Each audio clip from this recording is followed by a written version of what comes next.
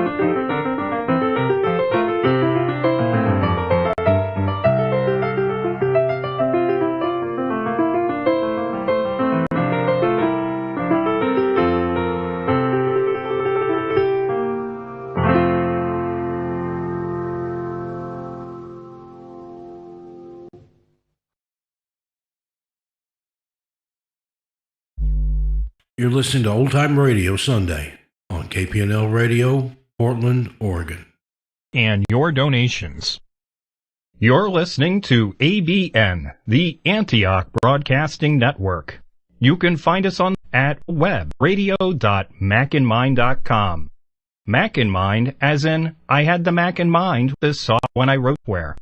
That's radio.macinmind.com. We now present Mystery and Thrillers on ABN, the Antioch Broadcasting Network. From the ABN Reel-to-Reel Library, this episode of Inner Sanctum first aired Monday, 18th, 1949, 72 years ago today.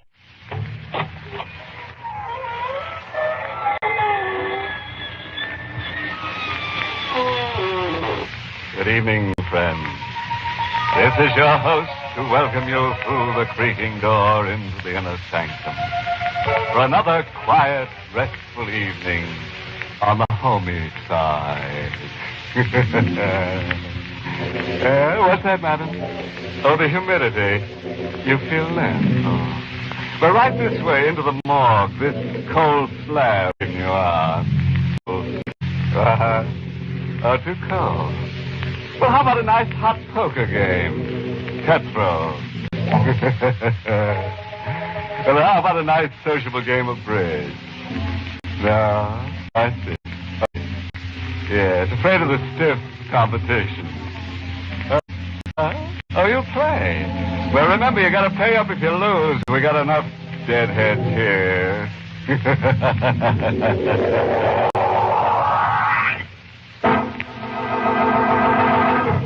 Tonight's Inner Sanctum Mystery, Deadly Fair, was written by Henry Warner and stars Larry Haynes in the role of Angelo with Everett Sloane as Philip. Just a moment. Don't settle back in your chair. You're going for a ride. Ready? It's the dark hour before dawn. Along the tree-lined suburban highway, the headlights of the speeding sedan poke two long yellow fingers through the swirling dew. Behind the wheel of the sedan, a local taxi, sits Andy, the Kpnl driver. The cold nose of a madman's gun pressed against the back of his neck. Wondering, by what fate, a man like himself will live through the beachheads at Salerno and Antioch, only to come home to die. Like this. Wondering how long the man's trick or the mad finger bends in a nervous twitch and makes a widow out of his wife, Josie, and a fatherless boy of a 7-year-old son, Johnny. Sorry I yelled at you tonight, Johnny. Sorry I made you cry, but If I ever get out of all of this, you can answer your what? 100 boxes of crayons, and you can mark up all the walls. You can mark up the whole house. Pray for me, Johnny. I can't die like this. What a break. Just because I was a good guy and changed shifts with Connolly. I guess it was just in the cards for me instead of Connolly. To be working the card nights and meet the 225 when it pulled into Larchmont. Taxi? Here you are, ma'am. You going to the manor? Yes, ma'am. I took a quick look up and down the station platform to watch for stragglers. Bad business leaving a local citizen stranded in the middle of the night. Then I saw him coming towards me carrying a suitcase. He must have got off from the first car. Is this the taxi? Yes, sir. Tell these suburban taxis look like private cars. Where to? You go to New Rochelle? I slept past my station. Well, slept by one station. Good thing you're sure. If you don't mind riding while I drop this lady. Thanks. I took the mic off the dashboard. Called the office. I'll call in 60 radio taxi. 64, calling radio taxi. Come in, 64. Station Roast in the Manor Hotel. Check. I put the mic back on the dashboard hook and settled down for the run. How are you boys doing since you installed the two-way radio service? Oh, fine. Must say, it's improved the service. Is it dependable? Oh, yes, ma'am. No trouble at all. Circuit's always open for us to receive messages. If I want to talk back, I just press the button on the hand mic. Very simple. What's the address? 76 Manor Lane. Calling 64. Radio taxi calling 64. Hey, Angelo, listen to me.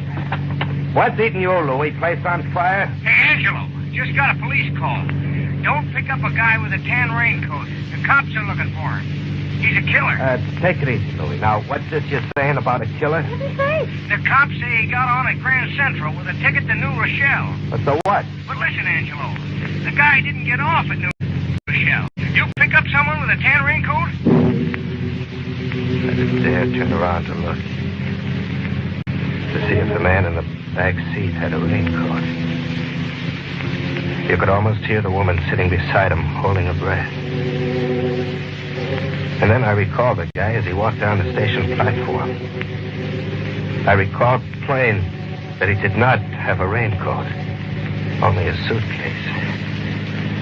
Will you pipe down, Louie? You better get some coffee at the diner. If you fall asleep, you'll be having nightmares. Roger. Good thing I have no raincoat, madam. What? Yes. Trains, all that should stand in the way is a raincoat. How's that? Driver, right there, please, in front of the next street light. How much is it? 35 cents. Thanks. Your change. She just waved her hand as if telling me to keep the change from the dollar.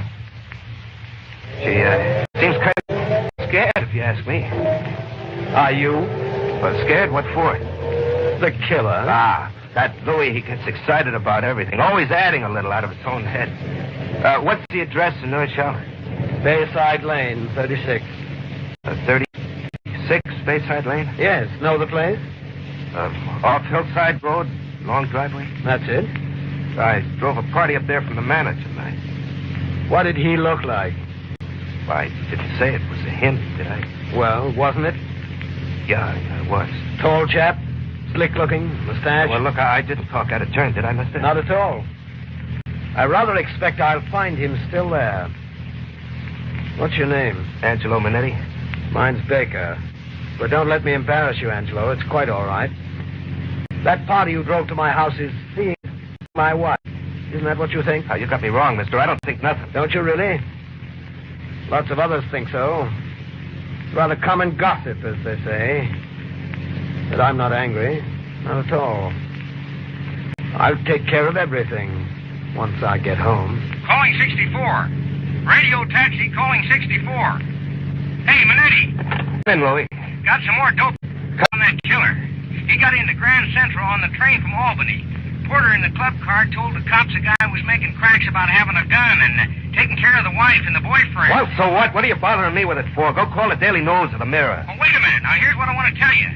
The cops at Mamaroneck got on the train and found the raincoat hanging on a hook in the first car. Conductor thinks it was left by a guy who got off at Larchmont with a suitcase. How about that fare you picked up? There was a gun in my fare's hand. And the gun was at the side of my head. His finger was on his lips, warning me. You did say Rochelle, didn't you? I could see the trigger finger bent, and his head shaking from side to side to tell me to say no. No, Louis. I had two. One to the manor, the other to Kpnl. Not Rochelle. I didn't get it right the first time. Forgot to call you. Also, he didn't have a suitcase. Oh, that's a relief. Say, how's about coming back to the shack so I can get a bite at the diner? Yeah, sure thing. As soon as I'm free. This guy wants me to wait for him, take him back to the station. Roger. Nice work, Angelo. I got a wife and kid to think of, mister. Do you want to go to 36 Bayside Lane? That's right. Better slow down. There's Bayside Lane right ahead. All right, this'll do. I wouldn't like it if they heard us coming up the driveway. It'll be $1.25, sir. Get out, Angelo. You want me to get out? That's right. You're coming in with me to be my witness. Witness? What for? Divorce, maybe. Oh, please, Mr. Baker, that's not right. I can't afford to get mixed up like this. Ruin my taxi. Get out. And don't slam the door. Yes, sir. Carry my bag, please. He steered me with the gun in my bag. Slowly picking each step in the dark, across the lawn shielded by a high hedge, and around to the back of the house, to the kitchen. The lights were on, and we could see his wife and the boyfriend making themselves some bacon and eggs. All right, Angelo. Pull open the door. What? Hello, Doris. Hello, Walter. What are you doing with that gun? Please, sir. Excuse me while I close the door, Walter. No use waking the neighbors. Oh, Doris, this is Angelo. Walter? Angelo. The introductions were polite, all right, but deadly. He looked like he was enjoying it, a big joke. But there was nothing funny about that crazy grin on his face and the way he kept waving the gun around at the three of us. Well, Walter? Philip, please, you frighten me. Walter's not frightened. He never was. Of me. Isn't that so, Walter? Well, why don't you answer? There's nothing to say. Doris, do you love Walter? Come now. Of course. And you, Walter, do you love Doris? Yes? You dirty liar. Please. He's lying, Doris. I know he's lying. He wouldn't go around bragging how he sees you every time I go out of town if he really loved you. That's not true. We're going to be married. Oh, married. Not until you become a widow, Doris. I'll never give you a divorce. Or are you planning to divorce me? All right, Philip, you found me here and you have a witness. What are you going to do about it? I came back from Albany tonight to kill you. Philip! But I'll give you just one more chance. If I ever hear that you're trying to see Doris again behind my back, I swear I'll kill you. And Angelo here can be my witness that I warned you. Remember that, Angelo. Yes, you got me wrong, Philip.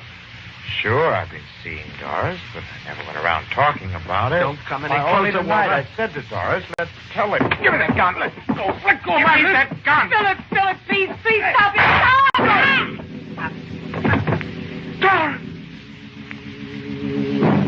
The three of us stood there, paralyzed, looking down on the still body of Mrs. Dice Gleicher, her auntie in blue, her blonde hair soaking up the blood from the hole in her head. One look was enough for the three of us to know that she was dead. You killed her. I killed her? No, Walter. You killed her. Didn't he, Angelo?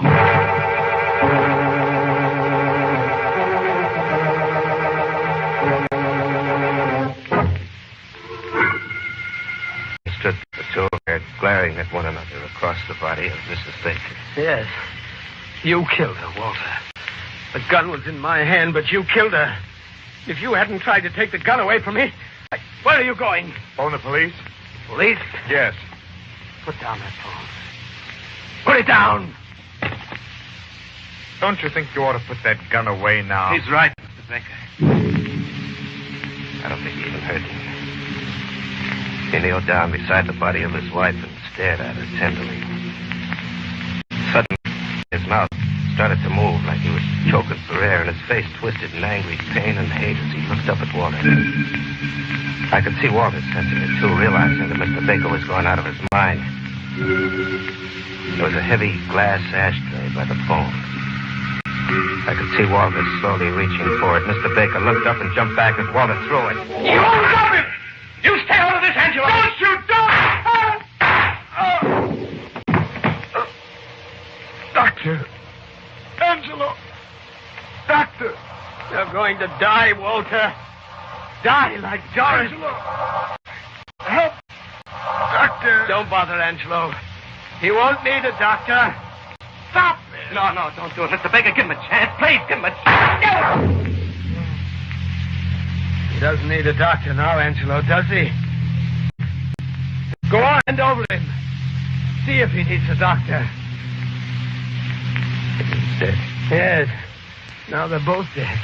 Both dead. What do we do, Mr. Baker? Do? What? What is there to do? The police. We ought to call the police. They'll take me away from Doris. I don't want to leave her. No, I mustn't leave Doris. Now, please. So won't you please, Mr. Baker? The gun? No. No, I got the gun to protect myself from Walter. But I'm not afraid of Walter anymore. He's dead. Walter's dead. That's right. Doris is dead and Walter's dead. We can't leave them here. We must take them away to a nice, quiet place where they can be alone forever. We'll take them away in your car, Angelo. My car? Yes, Angelo. You must do as I tell you. It will be their funeral car.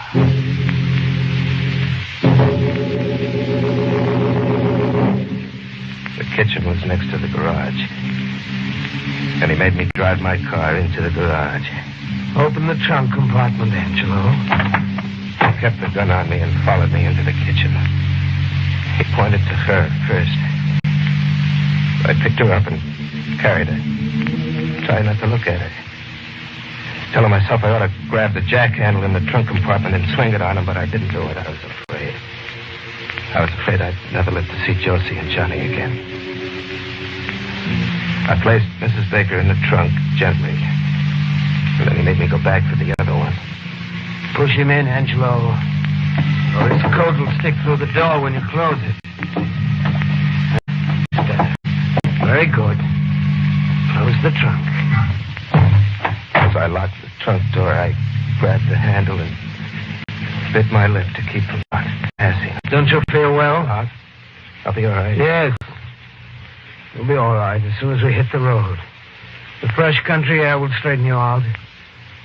Get behind the wheel, please. I got in and got in the back. Easy. I must remind you, Angelo. I'll be right here behind you with this gun in the back of your neck. Don't try to trick me. Radio calling tag 64. Hey, Minetti. Why don't you answer? What's the idea? Don't answer, Angelo. Call me on the phone if your mic is out of order. Ignore him, Angelo.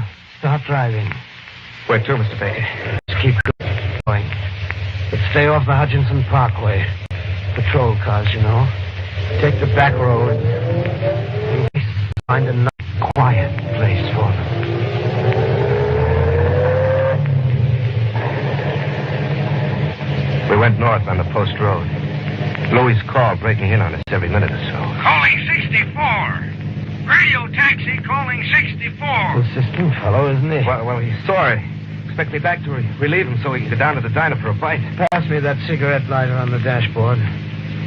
Don't you hear me? I want the cigarette lighter. Oh, it's not working. You got any matches? Let My pocket. me have them.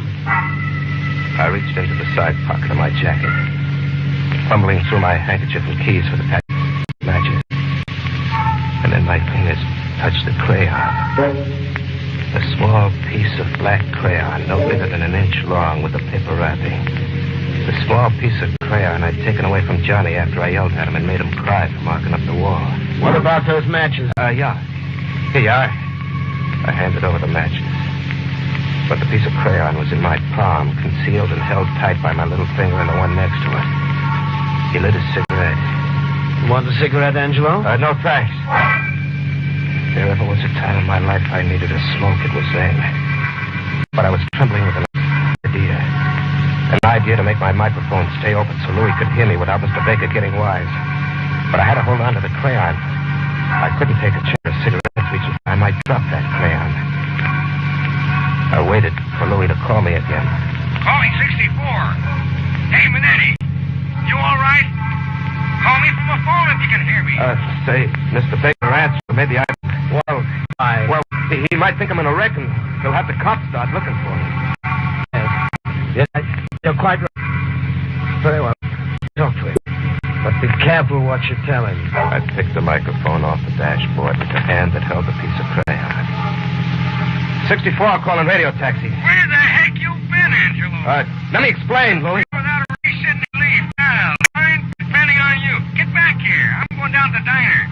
I kept gabbing to Louis and forcing the crayon into the button on the mic, right into the hole that housed the spring button, hoping the paper wrapping on the crayon would wedge the button and keep my sending circuit open.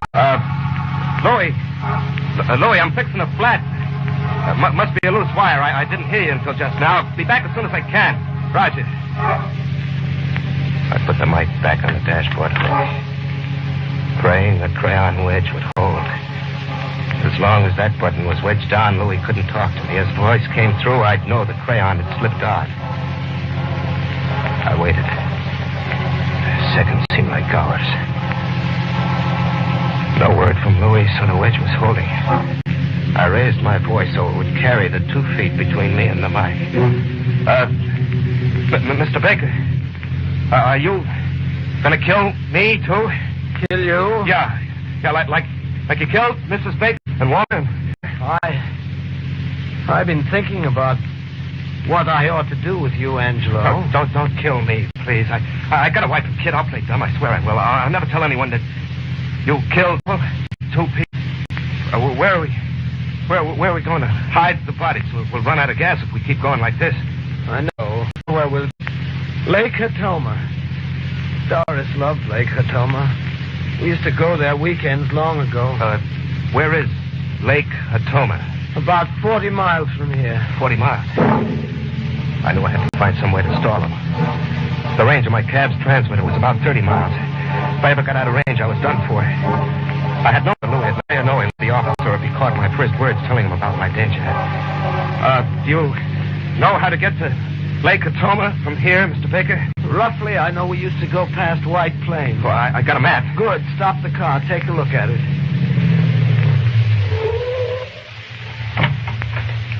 Now, let's see. White Plains. Yeah, Lake Hatoma. There it is. We go up here and then... I know what it is. Sure. All right, let's go. We'll go the most direct way. No detours, mind you. Oh, no, sir. We're on Weaver Street now. We keep going up Weaver Street till we get into Old Mamaroneck Road. That sounds right, but hurry. I'm getting very tired. Step on the gas. I heard him, but I played dumb. Don't you hear me? I said let's go faster. Yeah, sure. Sure, anything you say, Mr. Baker.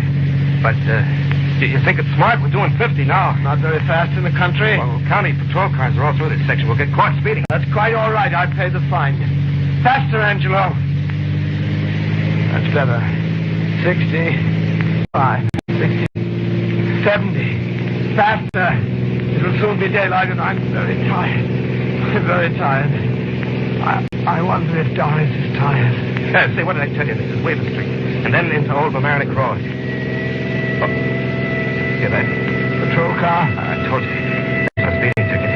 Get down. But remember, I'll have the gun in my coat pocket. Let me do the talking. Just accept the ticket and we'll be on our way.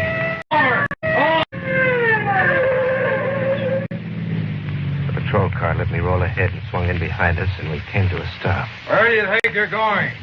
You were doing 80. Let's see your license. It's my fault, officer. I asked him to. Yeah, what for? Well, there's been a death in my family. My wife. Sorry. So I have to give the driver the ticket. He looked at my license in the beam of the patrol car headlight. And he started making out the ticket.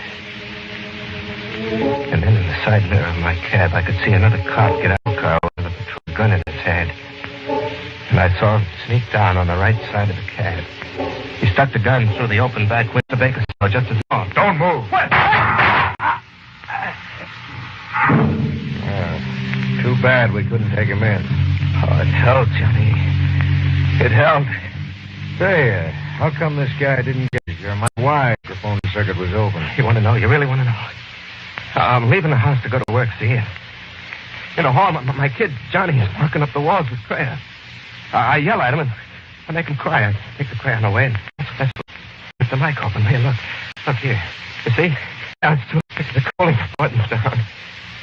Hey, you got any kids? Yeah, why? You think I done right? Yelling at Johnny?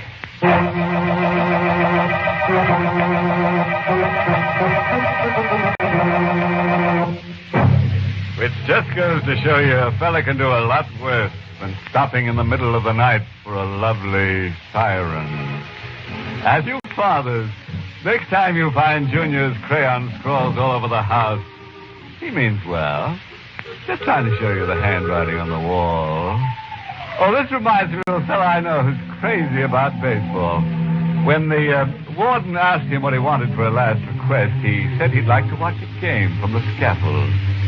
But they called it after the sixth, so he could enjoy a seventh inning stretch.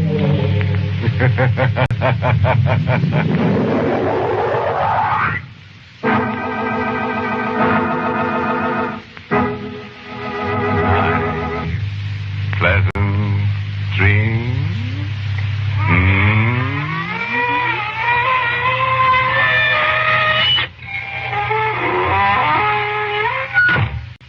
Inner Sanctum was heard in the United States over C. Columbia BS, the broadcast, and has been rebroadcasting system for servicemen and women overseas. United States Armed Forces Radio Service. This is the voice of information and education.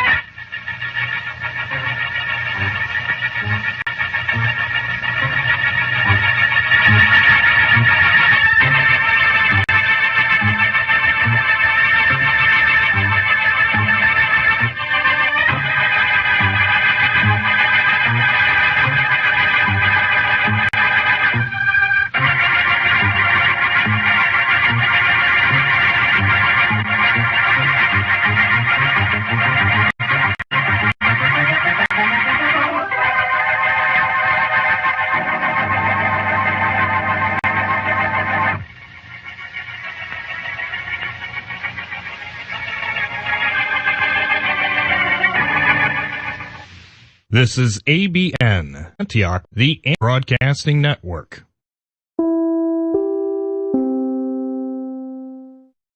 From the ABN Reel-to-Reel Library, you just heard an episode of Inner Sanctum, which originally Monday aired July 18th, 1949, 72 years ago today. This episode of Escape originally aired Wednesday, July 18th, 1951.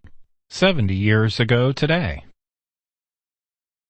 You, finding of a life, dreaming again of exotic places, wishing you were somewhere else. We offer you Escape.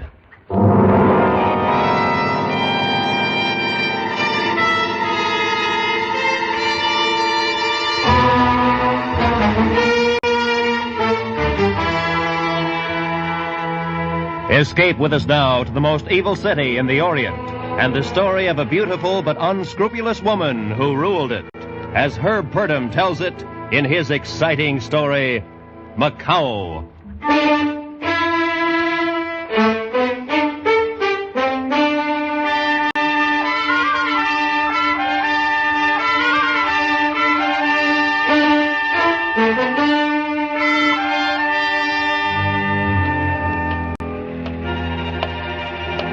The streets are dark. It's raining on my hair, my good dress. All very unimportant now. I only know it's a good night to die. Where do you begin a story like mine? I think it began when the devil gathered the filth and evil of the world. He shaped it into a city and placed it on the south coast of China. He named it Macau. And because the devil enjoys a bad joke, he made me queen of Macau's rottenness.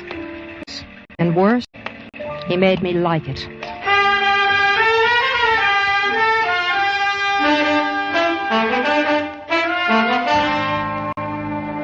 Maybe you've wanted something. Wanted something so bad you'd kill to get it. I did. I wanted a city. This city. I wanted to own every grimy cafe and waterfront dive in it. I did get some of it. A lot of it. But the more I got, the more I wanted. And I nearly got it, too. Then 6 days ago, things began to go wrong. It was at the harbor front one afternoon. Out of my way, you scat.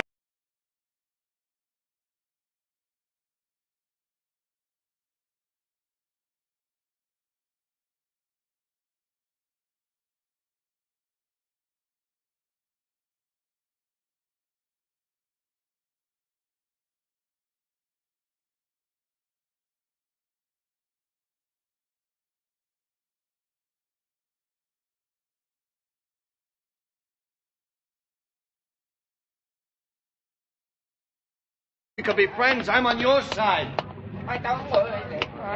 You just be sure you're on my side. Well, lady, that man bothering you? What?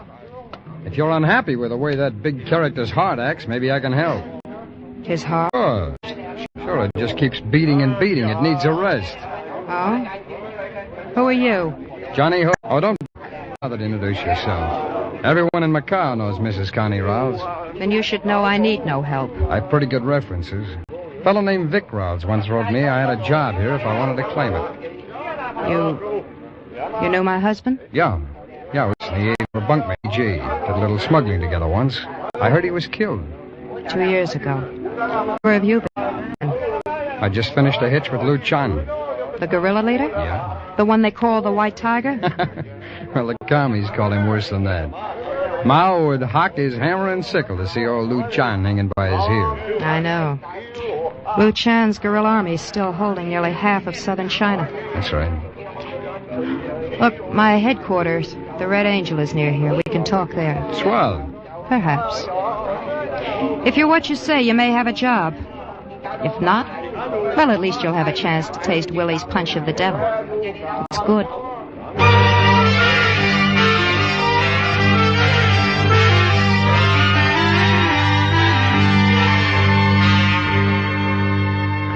And you add a jigger and a half of cognac and a dash of bitters. Then take a lemon, twist and rub it gentle. That's very important. You rub it gentle around the rim of each glass. See, most guys toss the twist into the drink, but that way, it's too strong. All you want is just the stink of the lemon. Here you are. You wrap a tongue around a punch of the devil. Thanks, Willie. I don't know about the drink, but your monologue will do. Hey, that's all right. I told you. Well, dummy, what are you waiting for, a medal? Get out, get down to the bar. Sure, Miss Rouse, sure. You know, that's what I like, a dame with sentiment. Why didn't you just kick him in the stomach and be done with it? He's used to me. I'll bet he is. You know, you're pretty, you're smart. I can see why Vic married you. But how do you run a setup like this? Vic spoke Canton people. He knew you. It isn't necessary. All brain work, huh? Well, honey, you gotta be human, too. You gotta understand feelings. Like this one, for instance. There. Is that all? No, I'm liable to kiss you again. Fusung. What? Well, sliding panels. Who's the Chinese gun toter? The name is Fusung, foolish one. Huh? You look a little old to be playing games. Honey, aren't you being a little melodramatic over a kiss? Shut up. Oh, now Shut up. You think you're tough, Johnny Hook. Too tough to obey a woman. Well, Fusung, teach Casanova the penalty for misjudging me. Oh, now, hold up, sister. All I... Give him another one, Fusung. I don't want him to make a mistake about me again. As you wish. I think he's softening, Fusung. Pull his head back. He's dripping blood on my rug. All right, Johnny, you're not out. Let's talk a little. What's your name? Johnny Hook. The real one. John Butterfield. We'll call you Hook. You say you knew Vic. Describe him. Tall, dark-haired. He had a scar over his right eye. How'd he talk? Drawled. He was a Texan. You wanted any place? No. Ever kill a man? Sure, in the war. Who didn't? Otherwise? A couple. Look, what's with all the talk? Why'd you quit Luchan? Luchan, you fought for the white tiger? Sure, but my salary started coming in the form of promises. I like to get paid for my work. So? That is the economic necessity of life. But you must tell me of Luchan sometime. Later, Fusang. Johnny, you wanted to know how I run this setup. Well, Fusang handles the Orientals. He speaks a dozen dialects. Go on. As a rule, I don't hire white men. They can't be trusted. Maybe I'm an exception. Maybe. We'll see. Your first job will be on a man named Peter Marsick. I want 6 of his boats destroyed tonight. You'll be supplied with bombs and a fast speedboat.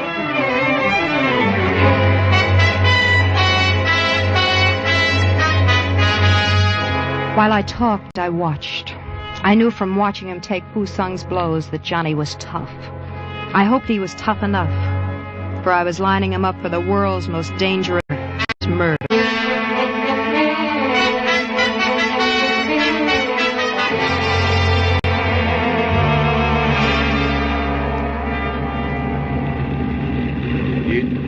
Dark, little one. We can still see Johnny's boat ahead. You take quite an interest in him. Would you like some gum? No. It is good. Gum in your country. Chewing gum quiets your nerves. There's nothing wrong with my nerves. Pull into this cove. We can watch from here. Yes. He is ready to make his run. I hope all goes well. Yeah. Shall I mount the machine gun in the rear? If he is pursued too closely, I can discourage them from here as they pass. Perhaps you'd better. But if it's the police, don't shoot. Of course. He started his run. The gun will be ready in a moment. He's at the line of boats. There. They blow. An unfortunate waste of good boats, little one. I want to be sure Marsick never challenges me again. This'll stop him. Indeed it will. Those boats cost Marsick a fortune. There. The gun only needs loading. Here comes Johnny. Here. He's got his boat wide open. Behind him it is clear. No. Little one, look. A police cruiser. Police? Stop them. But little one, you know we must not fire on the police. Stop that cruiser. The men are forward, engines aft. No, little Try for the one, this is insane. Stop that cruiser or I'll ram it. Very well.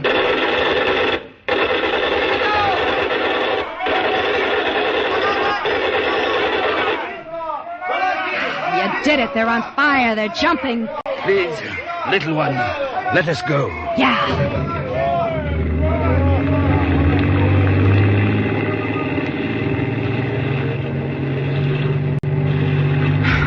All for that stranger. You are a fool. Shut up, Fusang's thing. I run. You are angry, little one. We will discuss it later. Now more disaster. I'm out of gum. You just started a new stick. It is unfortunate, but I swallowed it.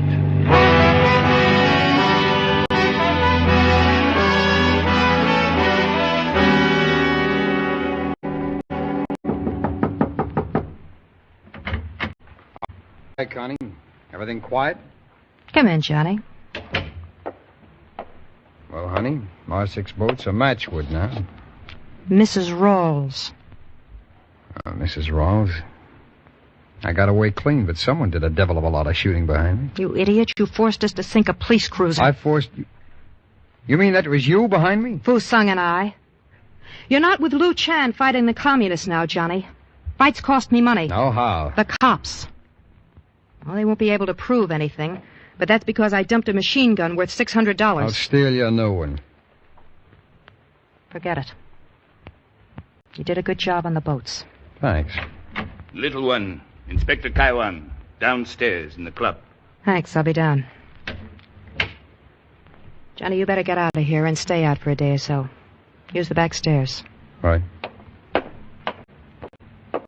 Oh, and Connie, Mrs. Rawls. Yeah? Thanks. For what? My life. It's not much, but I like it. You know, if I can keep you around, I may die a natural death yet. I gave Johnny 3 minutes. Then I went down to the nightclub. The Red Angel wasn't only a good front, it was something else. Something special.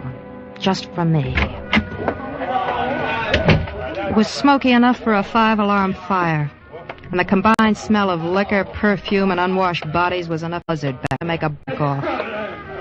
But to me, the Red Angel had never lost its fascination. I wouldn't have traded it for heaven. Mrs. Rawls, Inspector Kaiwan. We've met. On many occasions. Yes, indeed. The number of our meetings has not dulled my enjoyment of your beauty, madam. Yeah. A drink? Thank you. No. It is my sad duty to try and discover proof of activity of your acts last night. Yes. If you were I, would you use trickery or threats? Fusang has given me your alibi. Your boats, of course, have been prepared for our visit. Is that all?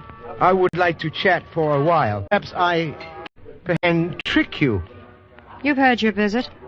Unless you bring a charge against me, get out. Cops give the place a bad smell. Is it possible? Nevertheless, a year ago you were more cautious with me, madam. You have given me hope at last. Hope? What hope? The most powerful drug in the world is power. The addict destroys himself. You, madam, have become an addict. Good night.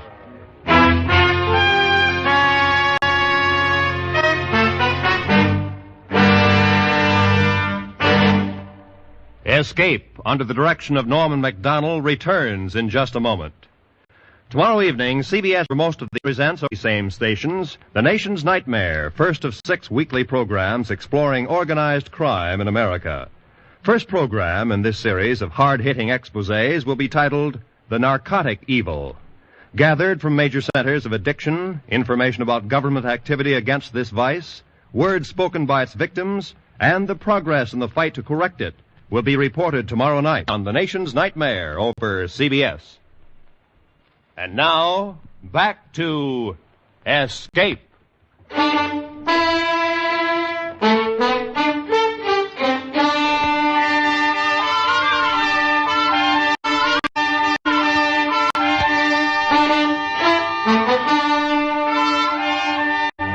I was always fascinated by the smell of evil. Even when I was a little girl, I used to pretend my dolls were... Well, no matter. Let's say I was bad to begin with. The only I wanted to earn were the wages of sin. Above all, I wanted to be bad in a big way. And in my 6,000 house, miles from my hometown, I made it. Only me, Mrs. Rawls. Willie. Well, come on. That's... In, dummy. Don't stand there. Yes, Mom. 2 drinks, Willie. And make 'em good. The talk you don't like that to me, Mrs. Ross. Call me a dummy. That isn't very nice. Oh, shut up. Just mix the turn on that drinks and turn the blasted fan before I suffocate. Yes, ma'am. I'm going to leave you, Mrs. Ross. I'm going home. Sure. The drinks, Willie. Dream about home tomorrow. Well, that's when I'm gone. I saved my money. Yes. See? It's all in this wallet. I'm going home after 10 years. Well, you really do have the money. Yes, ma'am. I'll make the drinks. Do that. Evening, Connie. Oh, hi, Willie. How's the drinking? People still doing it. They always... Business. Holy. I'm going home, Johnny. Tomorrow. I'm Willie. Going home after... Willie, Johnny's not interested. Get out. Sure, Mrs. Ross. Sure. What are you trying to prove, Connie? What do you mean? Kicking that poor guy around. Does it make you feel good? He's a dummy. He doesn't care. Help yourself to the drinks and hand me one. I'll call down and make amends to Willie. Yeah, you do that. Here you are. Thanks. Fusang? Willie's on his way down. Give him the night off and tell him the drinks are on me. Champagne. Yeah, champagne. And listen, he's carrying a bankroll. See that he doesn't have it in the morning. Mm-hmm. That's right. Oh, and that champagne. Make it the cheap kind. So Willie doesn't get home after all. He's a good bartender when he's sober. And I like these. Well, that's a good reason to bust a man's drink. Inspector Kaiwan has dropped his investigation. He knows it's you. He can't touch me. I'm too big. Yeah, you're too big. But it's nothing to what it will be. And you too, Johnny. If you can bear the way I treat my bartender. No, I'm a louse already. I may as well go all the way. $250,000? What? Help you make the trip? How many of those drinks have you had? Hey, You want in? do I want to breathe? It's a big order. Dangerous job. So was the war, only it didn't pay so well. Go on. Mao's communists are taking over in China. I'm going to help them for $250,000. And Macau. Macau? You mean the whole city? The whole city. Well, I give you credit, baby. You go nuts in a big way. Well, I've made the deal. All right, break it down for me. It's very simple. You'll assassinate the gorilla Lee Chan. Johnny's face was the color of blue cheese as he stared at me. But I knew the power of money over men like him. That $250,000 would buy better scruples than his. And in case he needed extra encouragement, I gave him an additional promise and a kiss. We both liked it. Oh, baby, baby. Johnny. Again. You love me? Yes. Yes, I do. Johnny. You'll do the job? Sure, I'll start making plans right away. Sure. Good. Keep in mind what you're working for. $250,000. Me. Now drink your drink, honey. The ice is melting.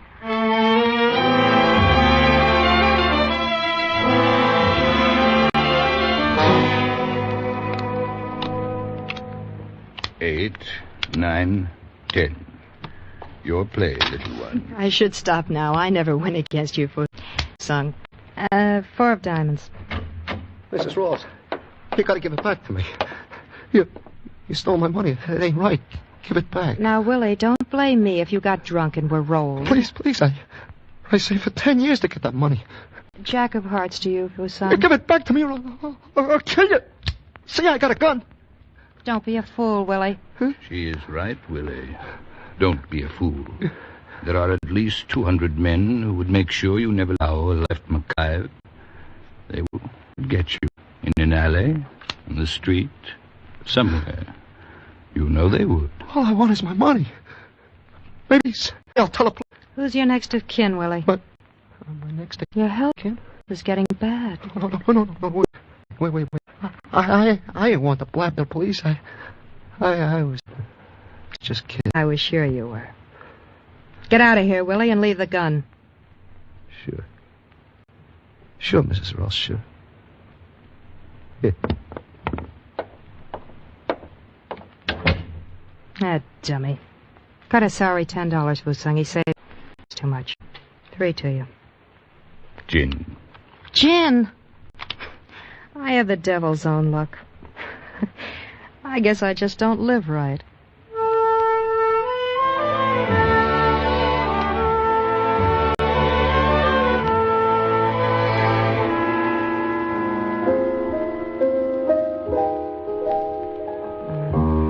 That's nice, Frankie. Little one, it's been a good night. The money flowed in. Good. Tell Willie to make me a drink. Go on, Frankie. Good evening, Mrs. Rawls. It is indeed a lovely melody. No, hello, Inspector. Slumming? I do not believe I understand this word. Forget it. Play some more, Frankie. I brought you word that I thought might distress you. Peter Marset committed suicide an hour ago. So? So it is considered humane to be sad when an acquaintance meets violent end. I'm supposed especially was to have blown up his boats and driven him to it, huh? Get out of here, brass hat. As you wish. You sold my seem to work in great disfavor. Inspector, Look, Carwan, I don't like cops, and I don't like you. So do me a favor and stay away from me. Good night, Mrs. Rawls. Oh, good evening, Mr. Hook, I believe. Yeah. Good evening, Inspector. Kaiwan, I believe. Kaiwan. Hi, Connie. That's a nice tune. What is it? Softly as a morning sunrise. My favorite. Thanks, Frankie. Come on over to the bar, Johnny. I've got a drink waiting.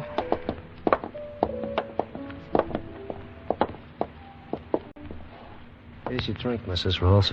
Willie, fix me one, will you? I need it. Sure.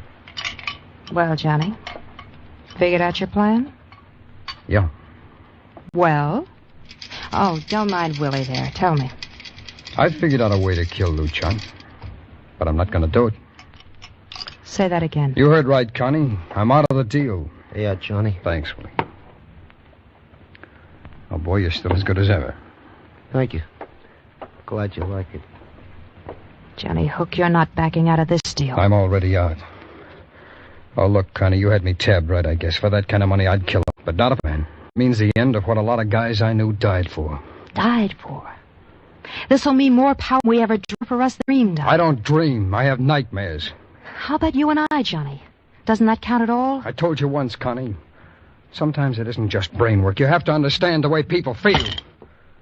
Oh, I'm sorry. You don't know what I'm talking about. Johnny! Johnny! You stupid, sentimental fool. You're forcing me to... Another drink, Mrs. Rawls? No, I'm going upstairs. Clean up and lock up. And if you drink any of the liquor, pay for it.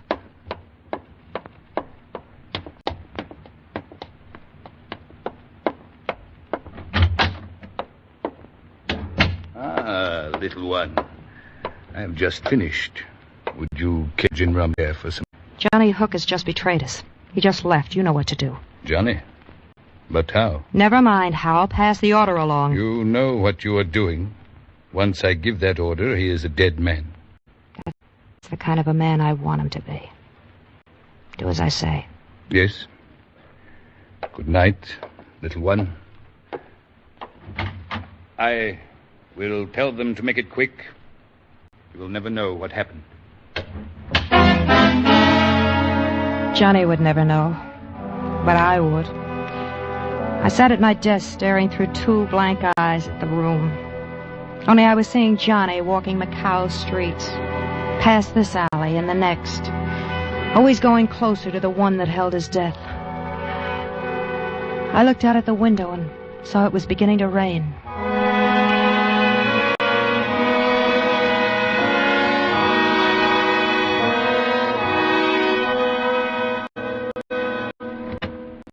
Mrs. Rawls. Go away. I give the order, Mrs. Rawls. Then go away. What did you call me? Mrs. Rawls. But I'm your little one. You always... There is no little one. You killed her when you plotted to betray my people. What? So Willie shot off his mouth. As you say, Willie shot off his mouth. All right, so I didn't tell you about it. I would have cut you in on it later. Even now you do not understand. You betrayed my people, the men who make up your organization, me. Louis Shan is all that stands between us and communist slavery. Get a soapbox, patriot. Everybody's waving a flag tonight. I wished only to tell you that you are through in Macau. You forgetting I own this place? This and all the other places, the cars, the boats, the guns, everything? But I control the men. So I'll get new men. Now get out. Get out. Get out, I'm sick of the sight of you. Certainly. Only, it is just fair to tell you, Mrs. Rawls, the penalty for betrayal in our organization is death, as you know. I passed the orders for yours tonight.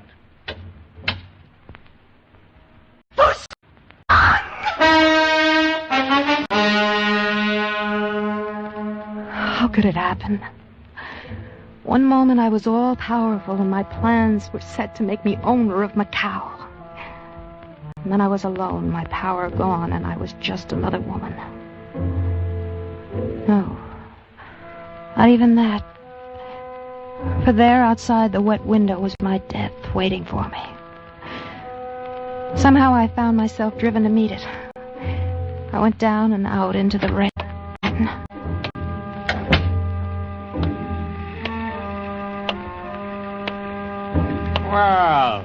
Hello there, cutie. How's about a nice warm drinky, huh? Hey, what's the matter? Too big to drink with a sailor? Snooty dame. Which one? Which doorway will it be? Rain is so clean. The cow glistens like a polished black diamond now.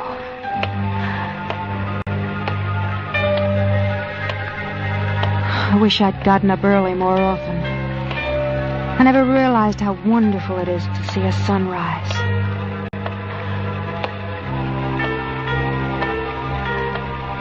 I like walking in the early morning.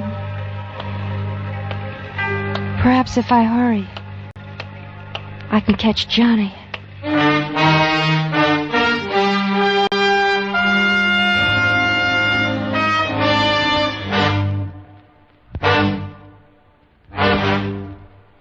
Under the direction of Norman MacDonald, Escape has brought you Macao by Herb Purdom, starring Michael Ann Barrett and Stacey Harris with Raymond Burr.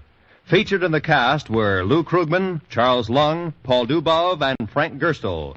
The special music for Escape is composed by Leith Stevens and conducted tonight by Wilbur Hatch.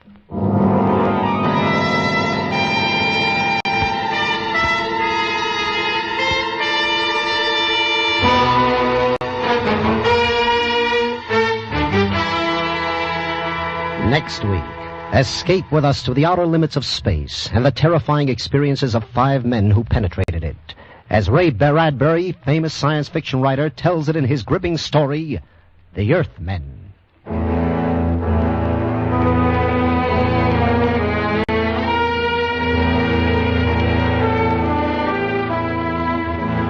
Immediately after station identification over most of these same CBS stations, yours truly, Johnny Dollar, played by Edmund O'Brien, investigates the Neil Breer matter for an insurance company.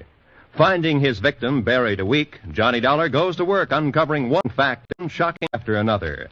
As his expense account mounts, so does the action and excitement. Stay tuned for Edmund O'Brien as yours truly, Johnny Dollar, next on most of these same CBS stations. Roy Rowan speaking.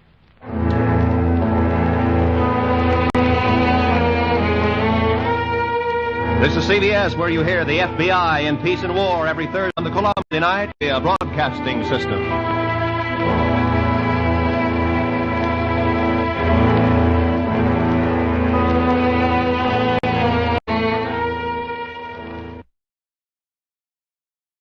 You just heard an episode of Escape, which originally aired Wednesday, June 18th, 1951, 70 years ago today. Stay tuned for Shandu the Magician, next on ABN.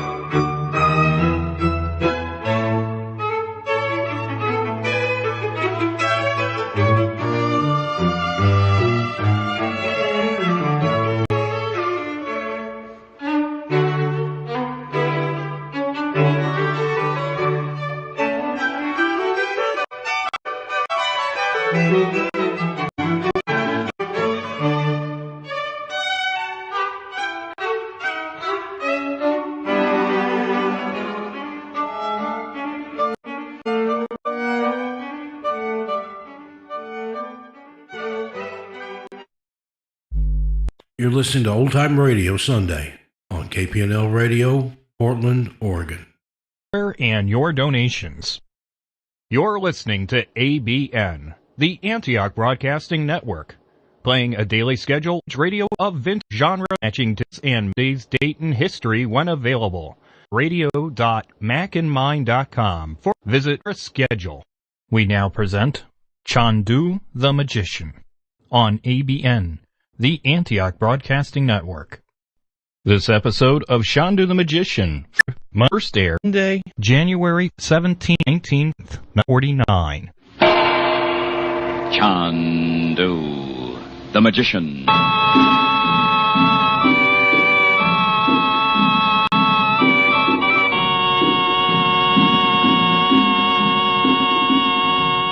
Now, Chandu brings back, by popular demand, his thrilling magic trick, the trick that changes pennies into dimes. Once again, Chandu will send you his Assyrian money changer for just 25 cents and the box top from a package of White King soap or 3 Sierra Pine toilet soap wrappers. Listen. From your pocket, you take a penny. You lay it on a table. Cover it with the magic ruby block, the money-changing block. Then utter the mystic word, So-Coot. Now remove the block, and the copper penny has changed to a silver dime. Remember, it's fun to watch a magician. It's more fun to be one. So send 25 cents in coin, together with a White King soap box top, or 3 Sierra Pine toilet soap wrappers to Chandu, Los Angeles 21. And you'll receive your money changer trick postpaid. Print your name plainly. That's Chandu, Los Angeles 21.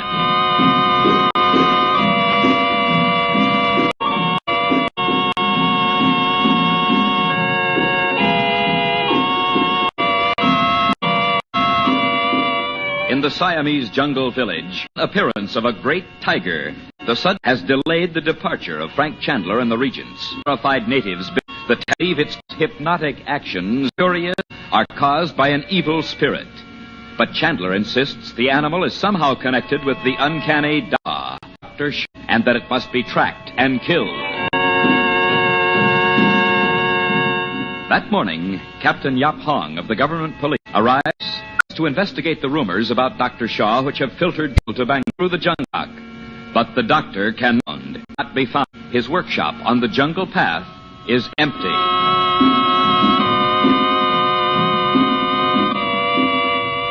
An hour, the party is gathered in the living room of the curious bungalow perched high on pilings at the edge of the clearing. Chandu, the magician. But, Frank, if you're right about the tiger, Dr. Shaw may have taken a jungle himself into the jungle. I doubt it. He hasn't been in the village since the night before last. At any rate, Mrs. The regent, preparations are made. Harm to try. Well, Captain, if everything's ready, why don't we go? Well, you're not going, Bob. Well, I sure am. No. We've been over this a dozen times. Oh, No, Mom. Dot. Don't tell me you want him to go, Frank. Well, we aren't going to stalk the tiger through the jungle, you know. We'll have the captain's men and the natives as bearers. Mom, it's not as if I'd never had a gun in my hands. Target shooting's nothing like this. He's a good shot, Mother. Why don't you let him go? Well, imagine you, Bats. Thanks, pal. I wish I could go myself. Well, you're all out of your minds. This isn't a game. Mrs. Regent, if it would make a difference, Bob can come with me. Well, all right, Bob. Oh, you're solid, Mom. And don't sit here wringing your hands all the time we're gone, will you? Bob, the time to stop talking is when you've won your point. I see what you mean. I'll bring you a necklace of tiger claws, Bats. The first thing you know, Mother will change her mind. Yes, Bob, come along. Dot, wish us luck.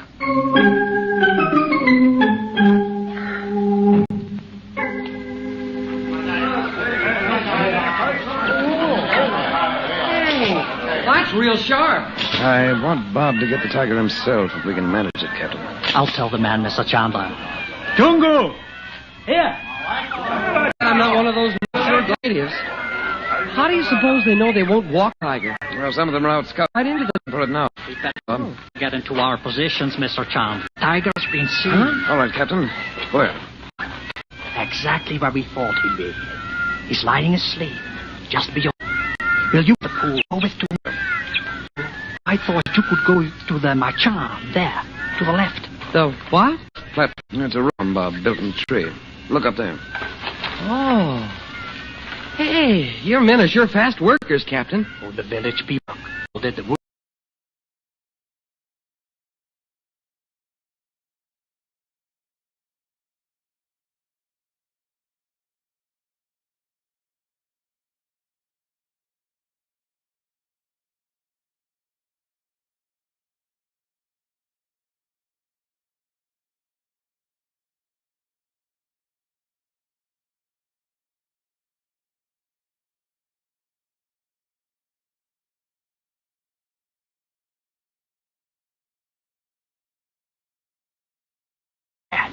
See the pool? I don't see anything but jungle. Captain, look! There he comes! But the beaters haven't begun. For Pete's sake. He's coming this way, Bob. Get ready.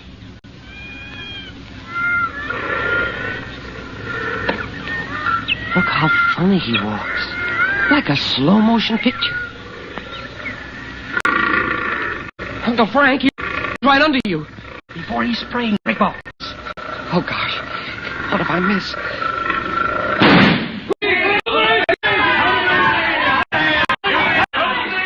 How do you like that? I did. Well done, Bob. Let's get down there. Why didn't you shoot, Uncle Frank? He was right under me. Well, good shot, Bob. He was walking so slow, how could I miss? Hey, do you see what I see? Captain, keep the men away. The beaters. Tungu! Keep them all away from the tiger. Everyone. Mr. Chandler. The tiger with a collar on. So I shot somebody's tame tiger. Oh, that's just dandy. It's not tame, Bob. Look at the collar. I have never seen matter like that before. Now, look. How could Dr. Shaw get close enough to a tiger to put a collar on it? That's what you think he did, isn't it? I know it is. What? Captain, can you have the tiger carried back to the village? If necessary. Well, please do. I'll explain on the way back. And warn the men, whatever they do, not to touch that collar.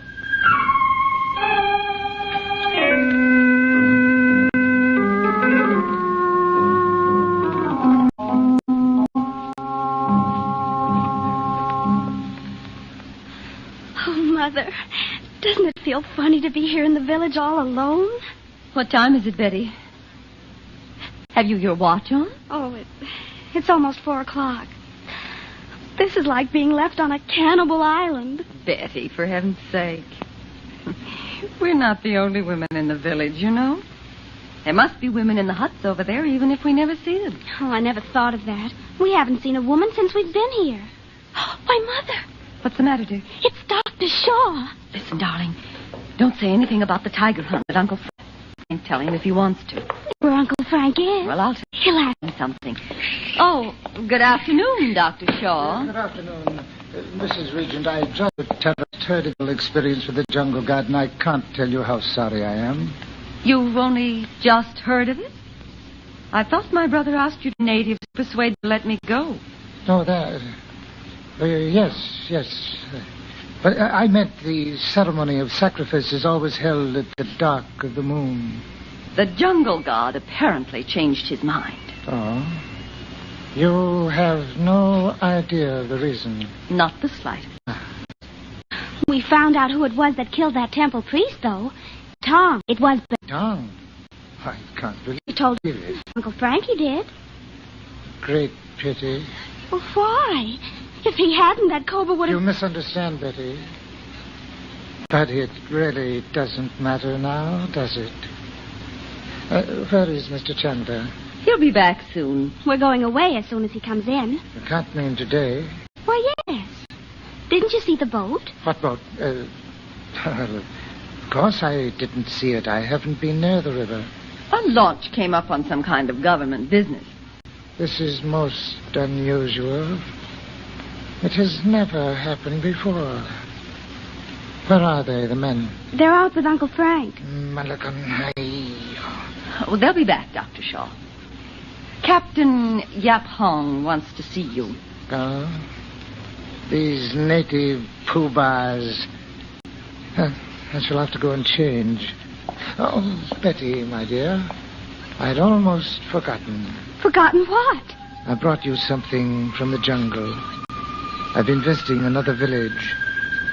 The natives have great skill. These beads, for instance.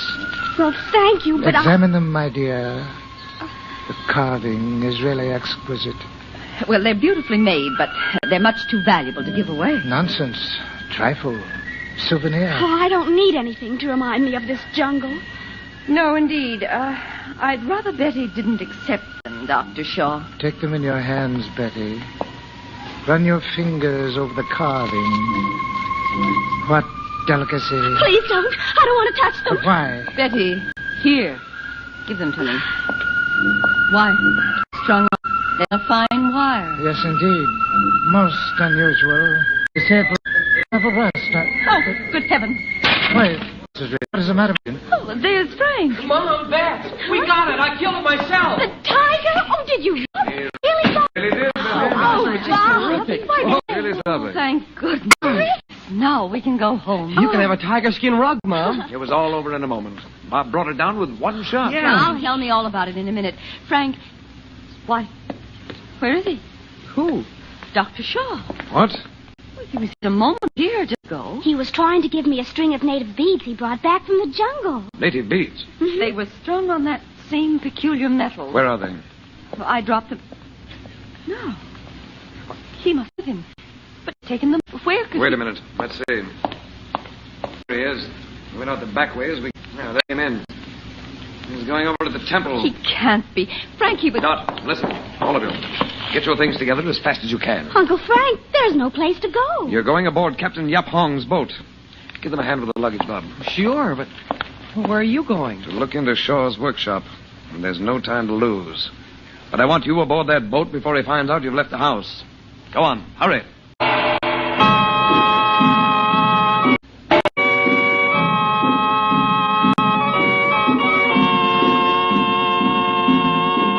You asked for it again, so here it is. Once again, Chandu brings back to you his thrilling magic trick that changes pennies into dimes. Just send a White King soap box top or 3 Sierra Pine toilet soap wrappers with a quarter straight to Chandu, Los Angeles 21 and receive your Assyrian money changer trick by return mail. Listen. Cover a copper penny, which you will table, placed on it with the mystery changing block. When you lift up this ruby block, instead of the penny, there on the table is a silver dime. This money changer trick is easy. So easy a child can do it, but it is clever. So clever it is very hard to detect. It is so small that you can carry it in your purse or pocket. So much fun, the life will make any party. Send for the Assyrian money changer right away.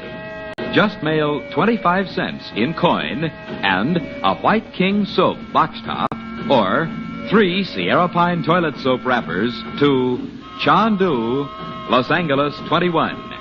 You'll receive your magic trick postpaid. Chandu the Magician is based on the original radio drama created by Harry A. Earnshaw and is written by Vera Oldham. The makers of White King invite you to listen tomorrow at this time when the story resumes. Chandu the Magician. This is the musical Don Lee Broadcasting System.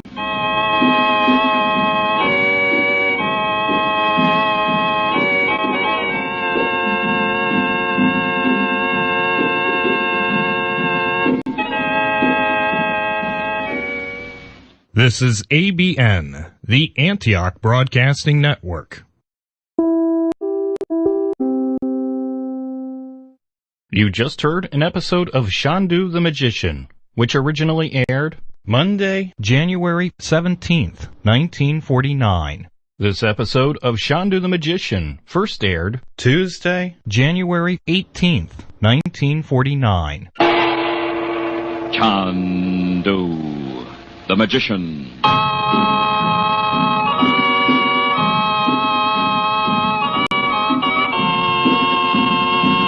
Good evening, ladies and gentlemen. Every weeknight and evening at this time, the makers of White King Granulated Soap and Sierra Pine Toilet Soap present for your enjoyment Chandu the Magician. And Chandu has a thrilling new Magic offer for you. For just 10 cents, he will send you his mysterious Waters of the Nile magic trick. Just 10 cents and a White King soap box top or 3 Sierra Pine toilet soap wrappers. Listen. With this trick, you can defy the laws of gravity. You can take a bottle filled with water and turn it upside down without spilling a single drop. Why, you can even shove a match or toothpick through the mouth of the bottle. No water will come out. Here is a wonderful pocket trick for you youngsters to spring on your schoolmates, for you men to play on your fellow workers, you ladies to perform at a party or bridge game. And it is yours for just 1 dime. Yes, 10 cents in coin, plus a White King soap box top or 3 Sierra Pine toilet soap wrappers. Mail with your name and address to Chandu, Angeles 21, and Chandu will send your Waters of the Nile magic trick postpaid. Send for several of these tricks tonight.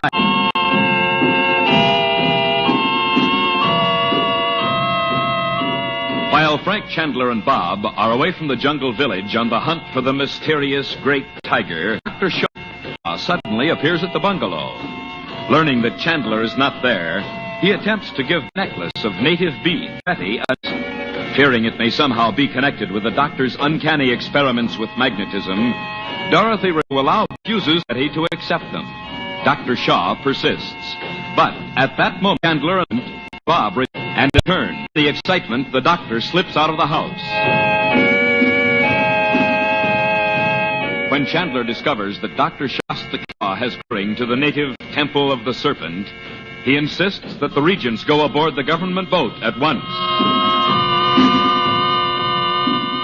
A few moments later, Chandler and Captain Yap Hong, Dr. Shaw, reached his workshop on the path. Chandu, the Magician. Oh, it isn't locked, Mr. Chandler. He's cleared out. Why? You've been here before? In this room, yes. The racks over there were full of test tubes and old-fashioned Bunsen burners. He smashed them. You think he knew our invest I'd come to instigate his activities? My sister told him. But all this broken glass is just a blind. What? He wanted you to think this was all there was to his experiments. And this door... If we can't break it open, locked. We can cut through the wall. It's nothing but woven fiber. I think the fiber's camouflage. Let's see what we can do with the door. Yep. No.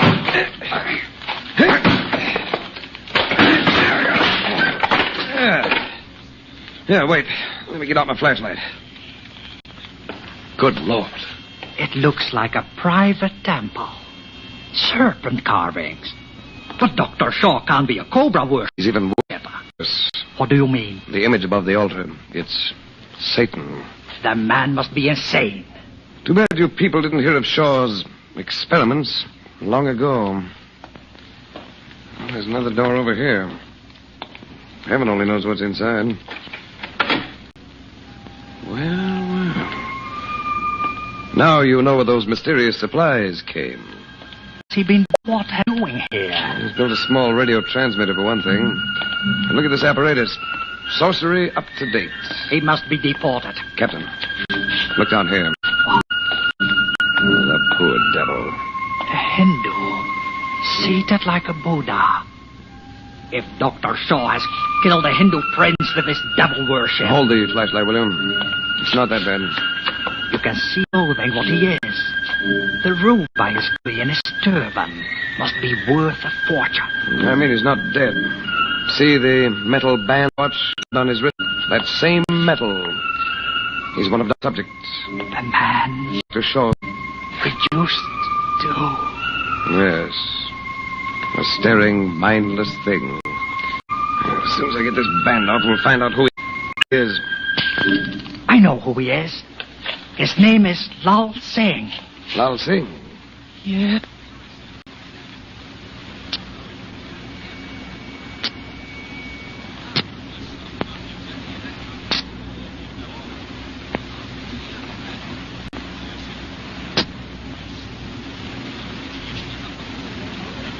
Dr. Shaw. He's not here. He told me yesterday, I think it was. Others are to be brought here. Men, women, animals, not in the future. So he thought. Here, take his arm, Captain. But the machines, Mr. Chandler, they should be destroyed. Yeah, let that wait. But someone else might be brought in. You know you can't stay here alone, Captain. Stop. Please. The image. I must kneel before it. Good heavens. No, Lal Singh. Come away. The great physician. He has discovered secrets of magnetism, lost to the world. Don't look at that image. Turn your eyes away from it. Lal Singh, come on. Was it only a dream? Chandler, how long will this influence continue? Well, surely not much longer, now that we're outside. This path, Lal Singh. Jungle. Where is this place? In Siam, Your Highness. It must be a long way from Bangkok. Oh, yes. Tell me, how long have you been here? I don't know. The last thing I remember is sitting on the deck of the Ganesha. The moon was shining on the water, and then... Oh, where is Dr. Shaw? You're free of him, Lal Singh. Don't be afraid. But the tiger. The tiger. Stop a minute. Look at me. You'll never be afraid of Dr. Shaw again. Nor the tiger. Nor the other anything Shaw threatened you with. Believe that. Why, how strangely you spoke. Who are you, sir? My name's Chandler. We'll cross the clearing now, and in 2 minutes we'll be aboard the government launch. Mr. Chandler's family will be there by this time. You're not Frank Chandler? Yes. It's incredible. Frank Chandler turning up in the Siamese jungle? It was only chance. I don't believe it. No? Not for a moment, and neither do you. You think I knew you needed help? Perhaps not. But I know now. You're due, Chandler.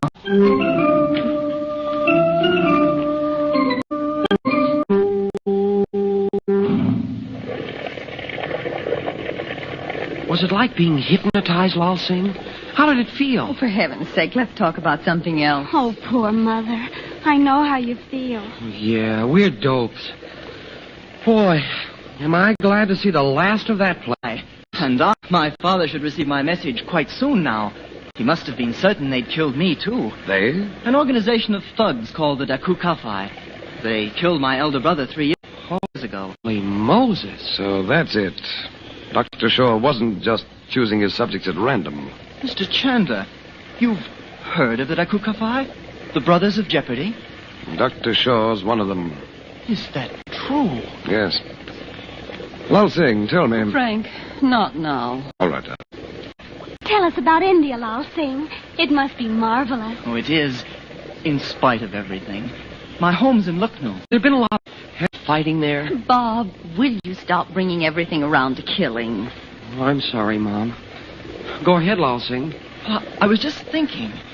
Mr. Chandler, my father will want thanks to express to you. Won't you all come home with me for a few weeks? Well, wouldn't that be terrific? Very much. Well, I'd like it but I'm afraid it's out of the question. Oh, Uncle Frank. Darling, you know Daddy's too ill. I want to get him home. He's not really sick, Mom. He's just bushed. Bushed? Exhausted. He needs a long rest. Oh, I see.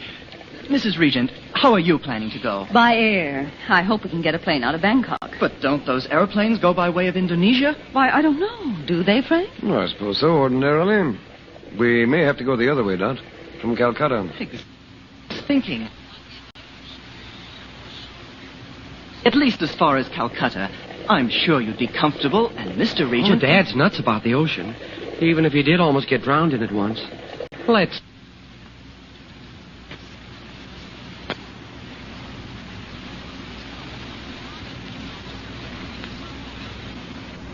See, it would do him good. And you too, Mom. After being... A reminder of it. Come on, Mother. But don't try to coax him if he'd rather not. Remember now. We will. Mr. Chandler, did Dr. Shaw try... Mrs. was Regent, another of his subjects. Yes, in a way. Well, Singh, can you remember any more about Dr. Shaw? Well, I'll try. You must know the metal band on my wristwatch was the contact, I suppose it's called? Yes, I took it off your arm, you remember? Oh, I didn't know. But once, when I take it off, in my wind it, but Dr. Shaw wasn't there. Never mind that. What have you thought of? I saw a wireless message. Did you know he had a sending apparatus there? Yes, yes. What about the message? Well, for a moment, my mind was quite clear. I read it, and I remember how I began to hope that I might escape while he was away. Of course, later... Don't think about that. What did it say? Who'd sent it? It was an appointment to meet Dr. Shaw in Calcutta. I'm sorry, I don't know who sent it. There was no signature. Just an initial. An initial? The letter R? You know who it was? A man named Roxor. When was this meeting to be? Oh, in about a month, as I recall. I remember thinking I must have been shut up there for almost 2 months then. 2 months? Well, it was about 3 months ago that I saw the story of your disappearance. Roxor must be on his way to Calcutta now. Oh, the message was sent from Calcutta. What? Are you sure? Yes, quite sure.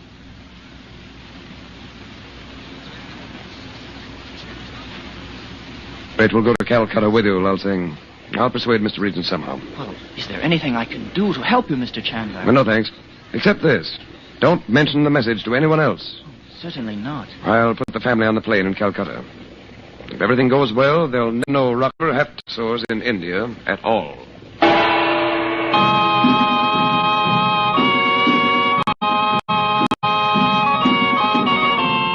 For dime, just one and a White King soap box top or 3 Sierra Pine toilet soap wrappers, Chandu will send you his gravity-defying trick, the magic trick he calls the waters of the Nile.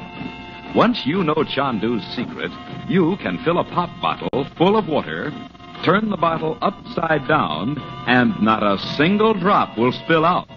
That's right. In defiance of the natural laws of gravity, the water appears to stay suspended in the bottle. And to everyone's complete amazement, you can even insert matches, toothpicks, or even a pencil inside the neck of the bottle. They, too, will be suspended in the water. Here is a trick that magic will entertain and mystify everyone. And it is so easy to perform that anyone, young or old, can master it in a couple of minutes. Add this magic trick to your collection right now. Send 1 dime and a White King soap box top or 3 Sierra Pine wrapper. Los Angeles 1. Be sure at Los Angeles 21.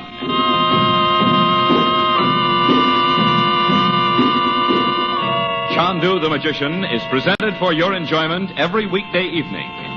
Frank Chandler is played by Tom Collins. The makers of White King invite you to listen tomorrow at this time when the story resumes. Chandu the Magician. This is the Mutual Don Lee Broadcasting System.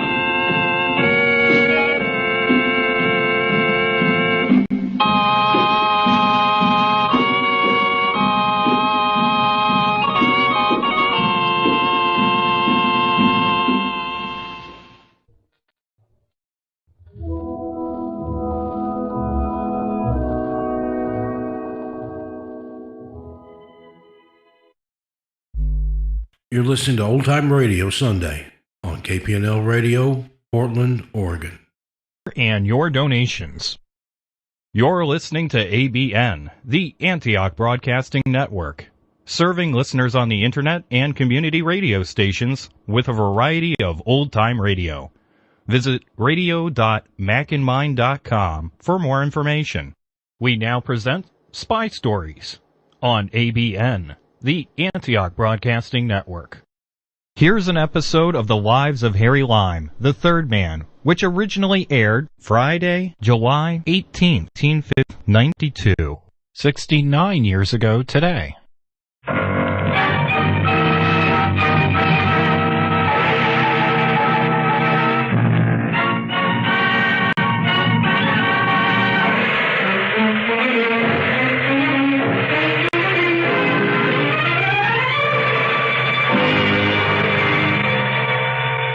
Presenting Orson Welles as the Third Man.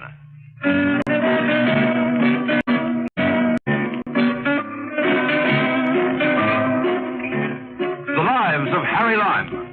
The fabulous stories of the immortal character, originally created in the story The Third Man, with zither music by Anton Karas.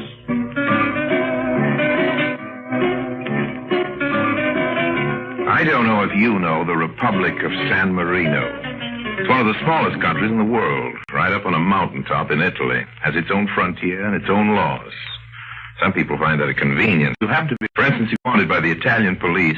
They can't come into San Marino and get you. Now, I wasn't exactly in San Marino one particular Wednesday, but I wasn't far away, about 20 miles away, down in the Italian town of Rimini at the bar of my hotel. The Lido Adriatico, right on the beach.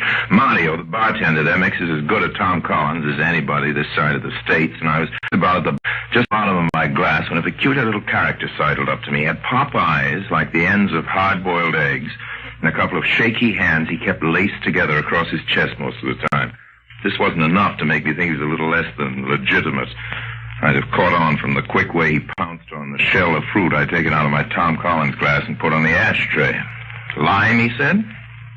Now, what does this lime rind make me think of, senor? Could it have anything to do with you? He said he was a fortune teller, and that was how he began his pitch. I gave him 1,000 lira, and he went on. He didn't do such a job, except that just toward the end, he made one big mistake.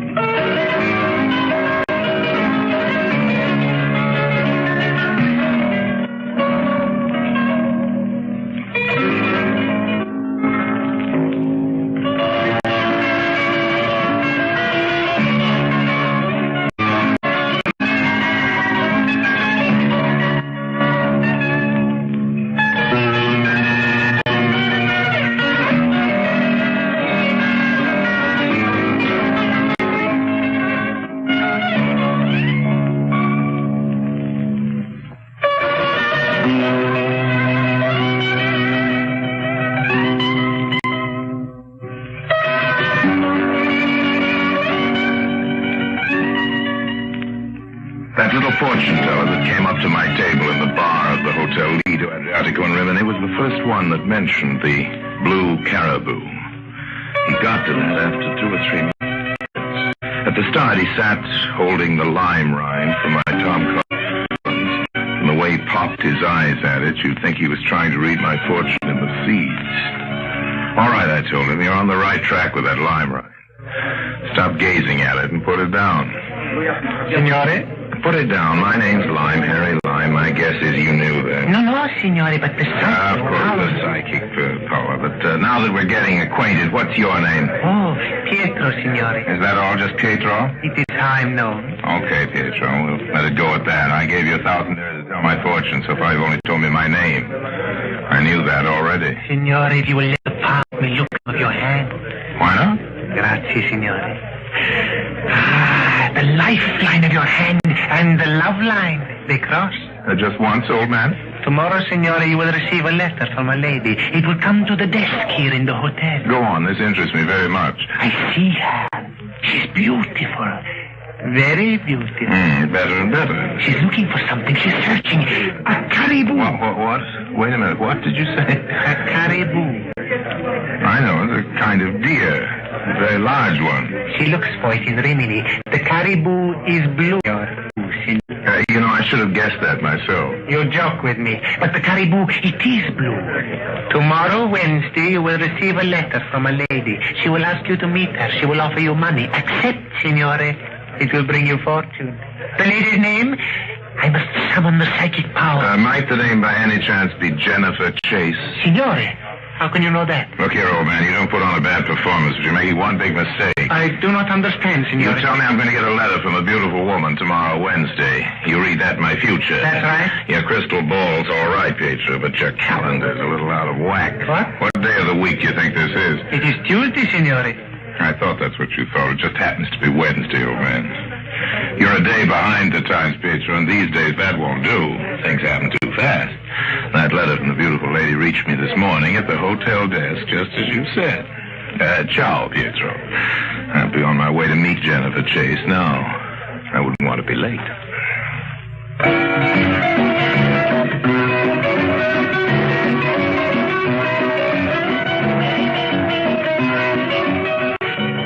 Ciao. Ciao. That ciao is the Italian way of saying so long. But to my American stomach, it had another meaning. Food. That was all right, because Jennifer Chase had suggested in her letter we meet for supper at a little pizza place I knew about up in the town. So I left Pietro consulting his own future. Would Jennifer Chase pay him or not, now that he's boggled his job? I walked back from the beach and across the railroad tracks and into the middle of the town. Jennifer Chase had feathery blonde hair and blue eyes and a curtained-off booth reserved for us at the back of the pizza restaurant and a sense of the humorous side of the grotesque. That poor little man. How sad and funny he must have looked when you told him it wasn't Tuesday. Yeah, you could see the light going out of his eyes at 100 lira a minute. Of course I'll pay him anyhow. He's 30. Which was exactly... It's perfect. What? Yes, you'll come here and meet me. I didn't know if just the letter alone would do. I knew Harry Lyme was a man of imagination. I thought you might be intrigued. Were you intrigued? No, I am now. Oh, with me, you mean? That's what I mean. You're very generous. You're trying to set the right example. For the time being, we'll keep to a business basis. $500 or 2,000 Swiss francs, whichever I prefer, as you said in your letter. It works out to the same figure in either case. I have a bank account in Zurich. Good. Then you'll help me. I didn't say that. But you must. Who else in Rimini can? Something very valuable's been stolen from me. Go to the police. It won't cost you a thing. I can't. I really can't. Oh, don't joke about it. I might be extremely sorry if I went to the police. And, well, when I heard you were in Rimini, then I thought Harry Lyme is the man to help me. You see, I know about you. Better tell me a few things about you, if you want me to help you, I think. Yes. New York. So she talked for a while. She's a girl from New York, about a month. When I asked her what it was that had been stolen from her, she wanted me to record. She'd been there, but she said it was a blue caribou. Blue caribou. Stolen from her in a back street in Rimini. Oh, please don't laugh. You see, I buy antiques and art objects for a firm in New York. And the blue caribou is the finest antique pottery piece I've ever seen. Oh, so that was it, an antique pottery piece. It was stolen from you. Well, how did you get it in the first place? Have you ever noticed the antique shop on the main piazza? Sure, it's full of junk. Phony Capo di Monte, stuff like that. I know the place. No, I went in there. As you say, the wares are worthless, but I was in customer, a large, fat man. Well, you seem to remember him very well. Well, again, once he came into the shop and the clerk showed him a pottery piece. I heard the price mentioned. It wasn't a 30th part of what the piece was worth. In that crummy little shop, they had a piece worth thousands of dollars, and it went to the fat man for a few thousand lira. Was that the blue caribou? No, but there was a companion piece, and that was the blue caribou. So you saw your chance and bought it, I offered the same amount of money the fat man had just paid. Well, the clerk hesitated, but then he sold me the blue caribou. I was walking back to my hotel at the beach, and in a side street, the large fat man knocked against me and took the caribou. Oh, let's finish supper and then retrace your steps, That's the way to begin. Do you think we'll get anywhere? Well, we might, if we retrace your steps far enough. You said you were walking out to the beach. The moon ought to be up out there. You know, it's one of the nicest beaches on the Adriatic.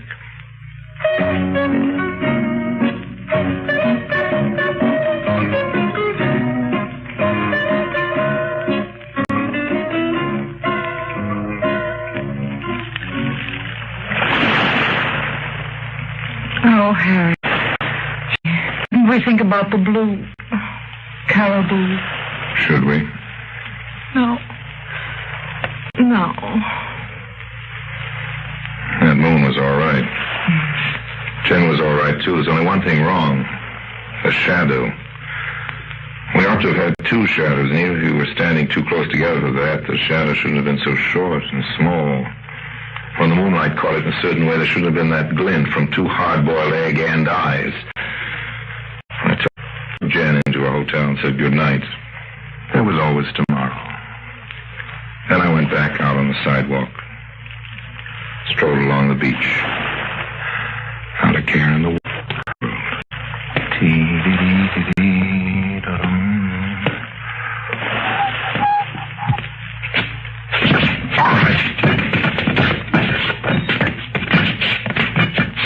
All right. What are you, Rosebud?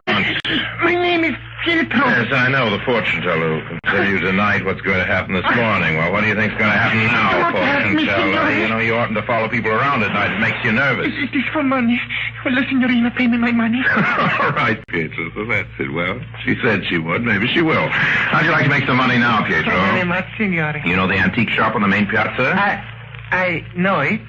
Tell me all you know about it. If you know anything, Well, there's a couple of $1,000 lira in it for you. No, I can tell you nothing.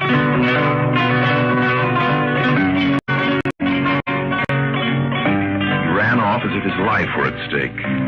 What was it all about? What was wrong about that antique shop on main piazza Riminizza? I stood there a while, just me and the Adriatic, but after half an hour I didn't know any more than I had before. A large, fat man had stolen a blue caribou and melted into the Italian crowd.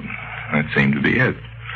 I decided to see if I couldn't help Jen out. Besides, 2,000 Swiss francs in my bank in Zurich could help me out.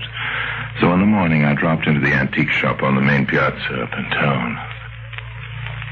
May I help you, sir? Oh, you speak English. I judge from your appearance you're an American. What about yourself? International, sir. No nationality. No? Not anymore. I use the name of Condon. Or Condoni, if you like the Italian style. Condone? I doubt if you've ever heard of it before.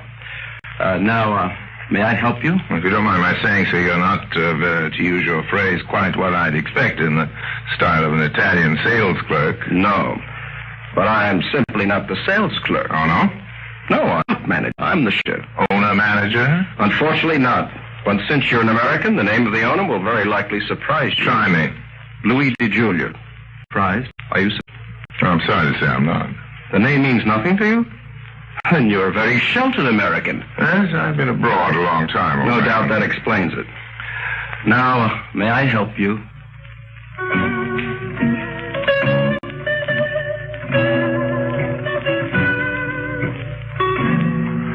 I bought a piece of bric-a-brac and left the shop, but the plot had thickened, as it said.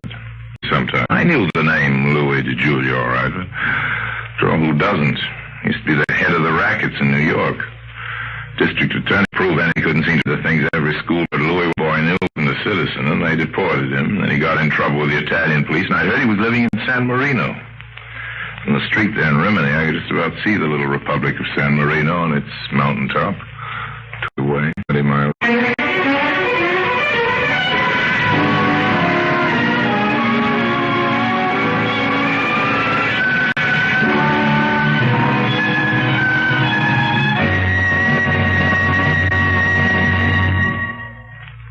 In a moment, Orson Welles returns as Harry Lime, the third man.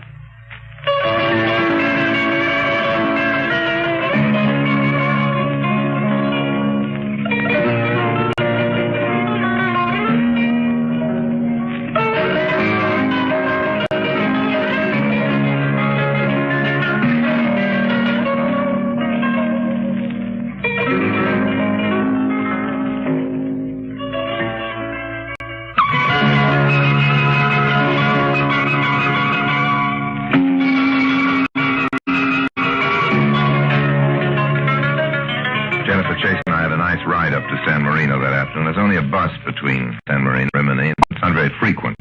The railroad was torn up during the war. We had dinner, talked. Harry, I'm glad I lost the blue caribou. Oh, why? Well, if I hadn't lost the caribou, I never would have met you. Well, I'm glad I met you, too. Why? Oh, thousands of reasons. 2,000. Let's forget money. Well, perhaps let's not forget it, but just mislay it. For an hour or so, anyway. All right, Harry. See that man over there? Where? Just by the waiter. Came in a few minutes after us. He hasn't stopped watching us since then. I don't think he's come up here to admire the view. No, let's forget him, Harry. Together with everything else, that's unpleasant. Let's have another bottle of wine. I'm beginning to enjoy myself.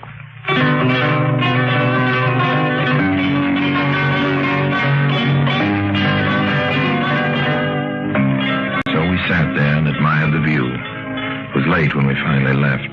The character who had been watching us all evening disappeared into the dark just ahead of us as we walked out of the restaurant. I made inquiries and found we'd missed the last bus back to Rimini. What do we do now, Harry? Staying here for the night.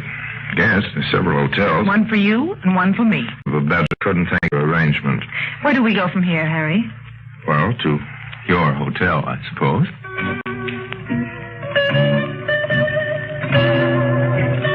So we walked down the street. Jenny checked into her hotel before she went upstairs. We had a nightcap together. I can't help wondering about that man who was watching us in the restaurant, Harry. Oh, I shouldn't bother about him. It's fairly obvious why he was there. Why, Harry? Well, like most fairy stories, the good and the bad fairies are there to keep an eye on the other characters, just to make sure they go where the plot directs them. Otherwise, there'd be no end to the story. And you mean we were both meant to come here, to San Marino, to find... Perhaps the blue caribou. Maybe the end of the story. Maybe you're right. Oh, it's getting very late. Good night, Harry, and thanks for a wonderful evening.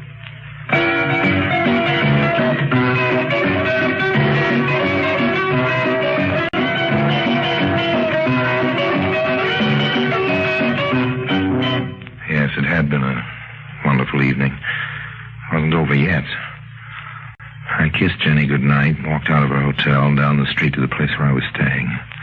My footsteps rang out in the empty street. Couldn't help feeling that the echo of my footsteps was a little more substantial than an echo ought to be. I went upstairs, opened the door, switched on the light, and found that although I'd booked a single room, I had company. A large, fat man.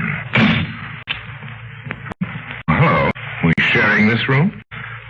Well, I rented it all for myself. It is not necessary to be funny. Oh, it's pleasanter, don't you think so? There's no need to stand there holding that heavy revolver, old man. You look uncomfortable. Take it easy and sit down, I have a message. Louis DiGiulio says to get out of San Marino. He says to get out. You work for it for him? That's right. All right, but I can't go till morning. Isn't any bus. Hire a car. So long. Ciao, old man.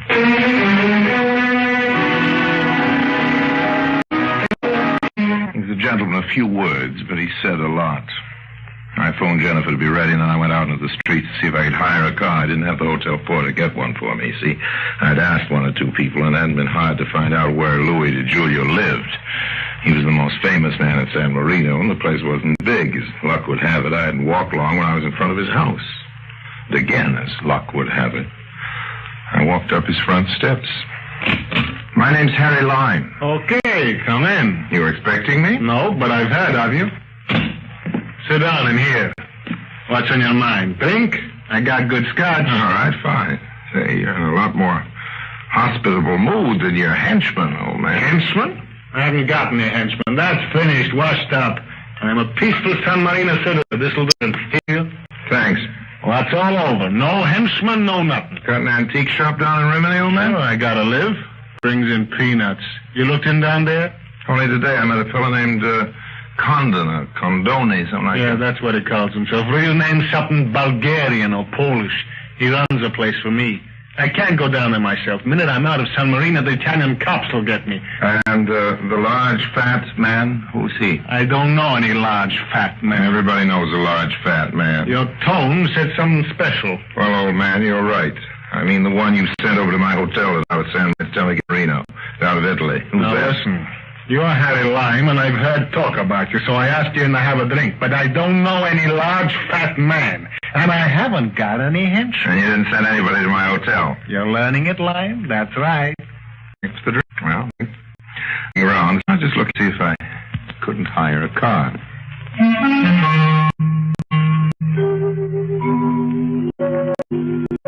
I've gone away believing bad things of Louis DeJulio, that he told lies, for instance. If it hadn't been that just then a large, fat man came in. Louis must have left the front door unlocked. That was careless of Louis. I followed you here, Lime. Hold up! Keep your mouth shut, whoever you are. I'm told you.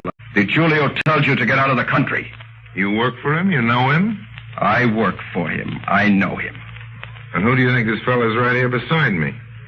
Louis, if I were you, I'd plug this large, fat man. He goes around misrepresenting you. It's bad for your reputation. No, I can't plug him. You haven't got a gun? I got one. I always carry one. But I don't want to get into trouble with San Marino. This is the last country I've got left. Louis, if an outlaw like you doesn't know the law, who does? A man's home is his castle in any country. This man's guilty of breaking and entering. You've got to defend yourself. Right to defend. You're right. I'll knock over this lamp. Now, the fire in that draws is dark. Aim for the patches, Louis.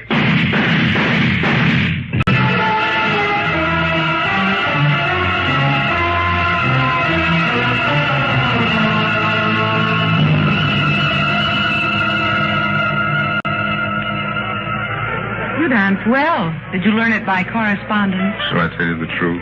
Tell me a lie. They're usually nice. I'll tell you the truth. You're the icing on this cakewalk. You're nice. Nice in the dialogue, honey. I wouldn't have guessed it from what I'd heard about you. What did you hear? That you were... well... The upper crust of the upper world. Something like that. Oh, I didn't want to go to the police about the stolen caribou. I was afraid there was something wrong in such a valuable piece being sold so cheap. Well, very likely there was, honey. And I was afraid that if there was a police investigation, I might never get the caribou back. So I turned to you. And you haven't got the caribou back. No. Let's go outside. Whatever else happens here in Rimini, the moon goes on.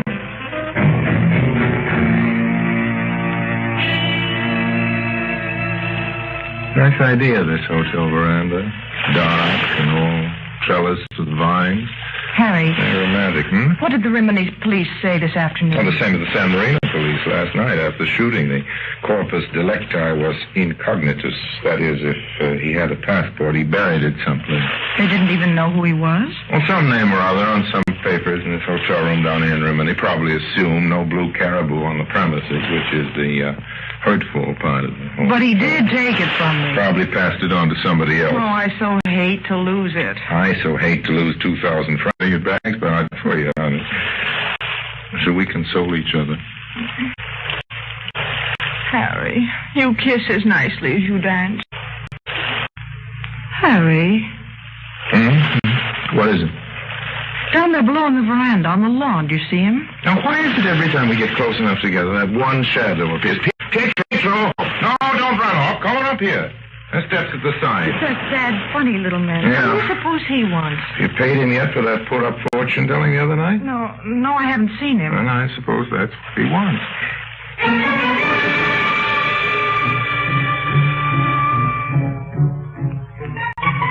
And it was. Jennifer paid him. But when I convinced him Louis DeJulio was a peaceful San Marino citizen now, he was willing to take some money for something else. You see, when I'd antiqued him about shop on the Rimini main piazza, time before, he'd run off because he was afraid to do anything to Julio. Now he took a couple of thousand liras in those nervous hands of his. And he said one very interesting thing. Condoni? He who manages the antique shop? It is said he has no friends. He lives alone. But I have seen him sometimes. Yes, I have seen him with a large, fat man.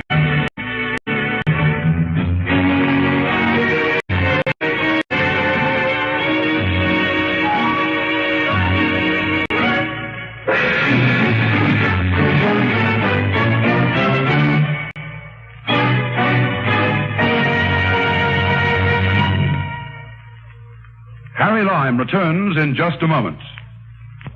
And now, Harry Lime.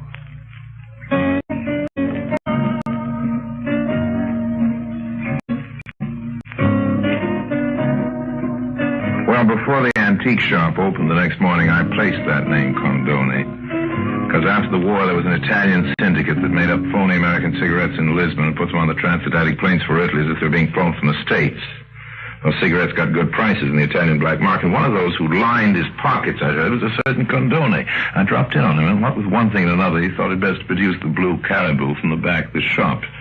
He discovered some valuable pieces in the job lots of cheap stuff he was selling for Louis DeJulio, and instead of pinching them outright because he was scared of Louis, was selling them for a song to a friend of his, a large, fat man. Jennifer had walked in at just the wrong moment, at the right moment from her point of view, as it finally turned out, because she got her blue caribou. And Condoni? Well, I told him what he told the large, fat man to tell me to get out of Italy. Why not give Louis DeJulio a little help straightening his life out up there on the mountaintop of San Marino? Jen and I found time for a little skiing in Switzerland. The season was just turning. It was fine up there, and that bit into my 2,000 Swiss francs. But when it was over, I had a few francs left. And my memories. I guess Jen had memories, too. And a blue caribou.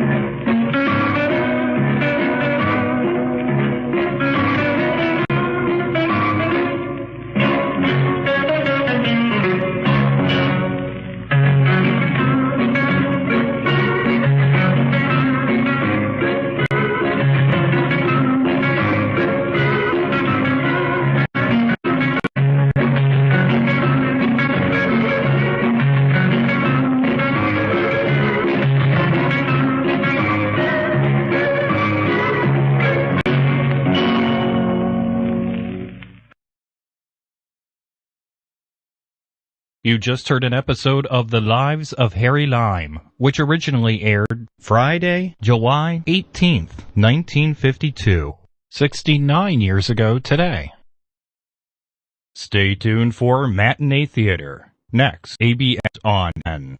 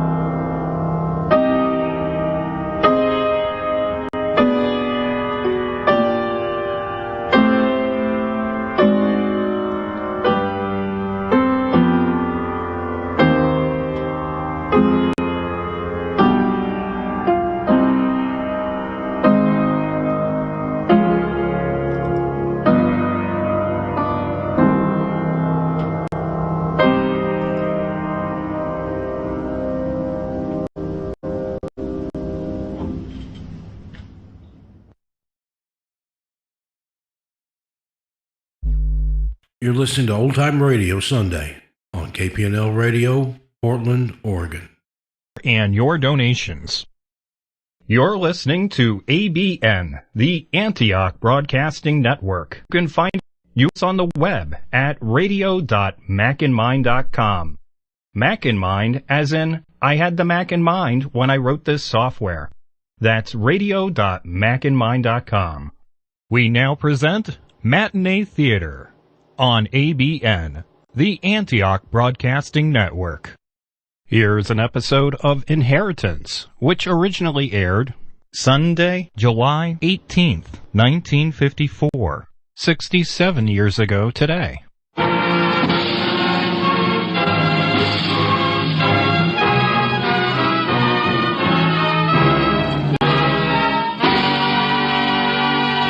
Inheritance. The National Broadcasting Company, in cooperation with the American Legion, presents a story composed of that great of visions, struggles, and victories of the American past. Our Inheritance.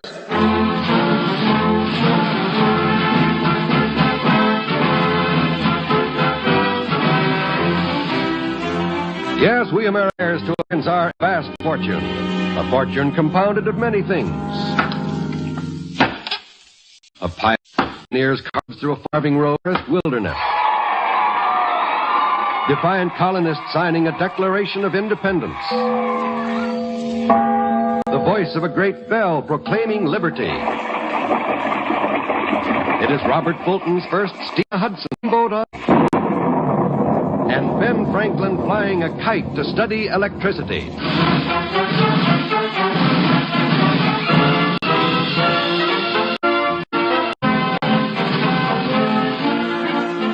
Go back to us now, a significant chapter in America's history, one which we all share in our inheritance. In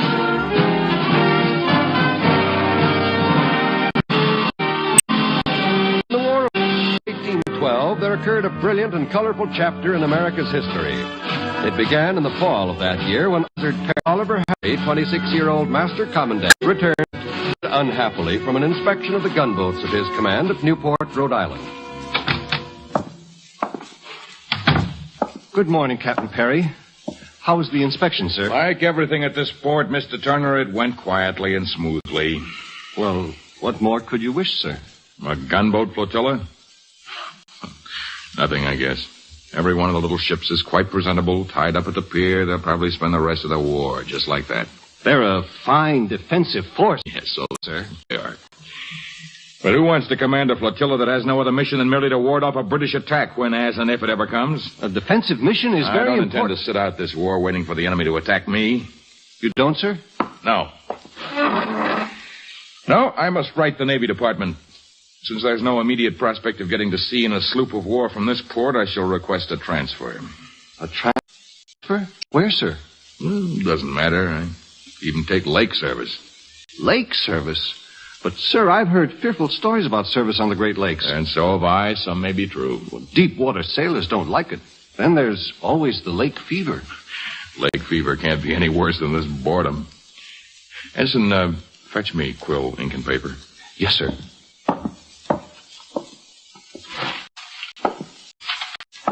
Here they are, sir. The Secretary,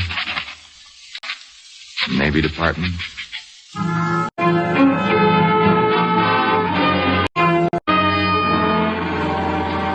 In due time, the Navy Department acted upon his request, and Perry was ordered with some of his officers to report to Commodore Isaac Chauncey on Lake Ontario, who was in command of all lake operations. The war on land had gone against the American forces.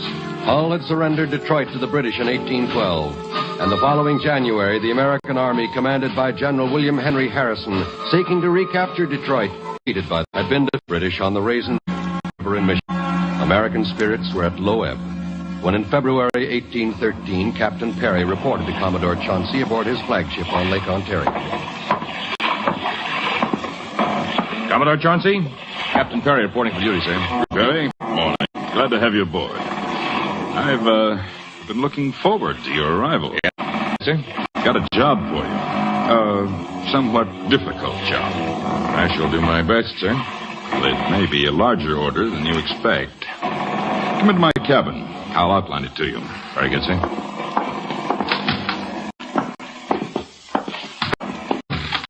Sit down, Perry.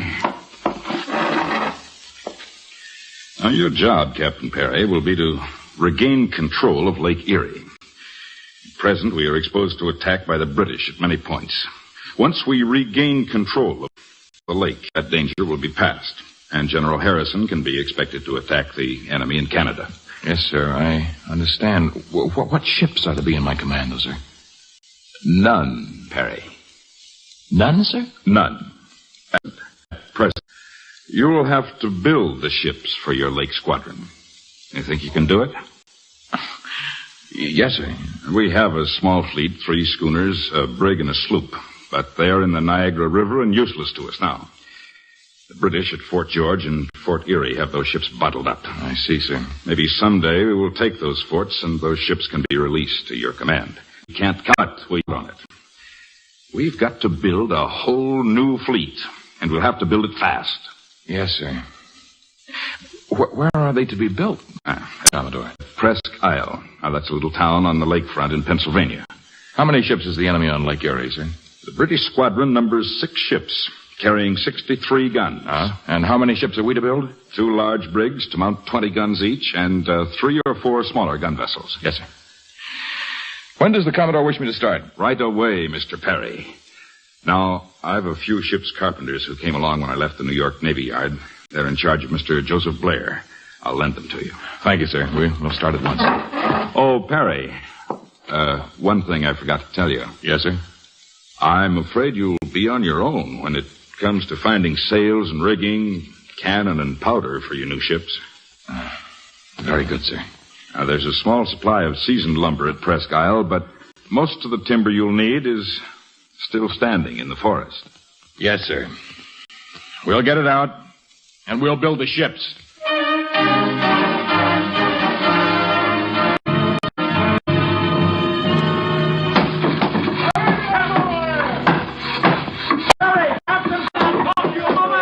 Certainly, Mr. Blair. What is it?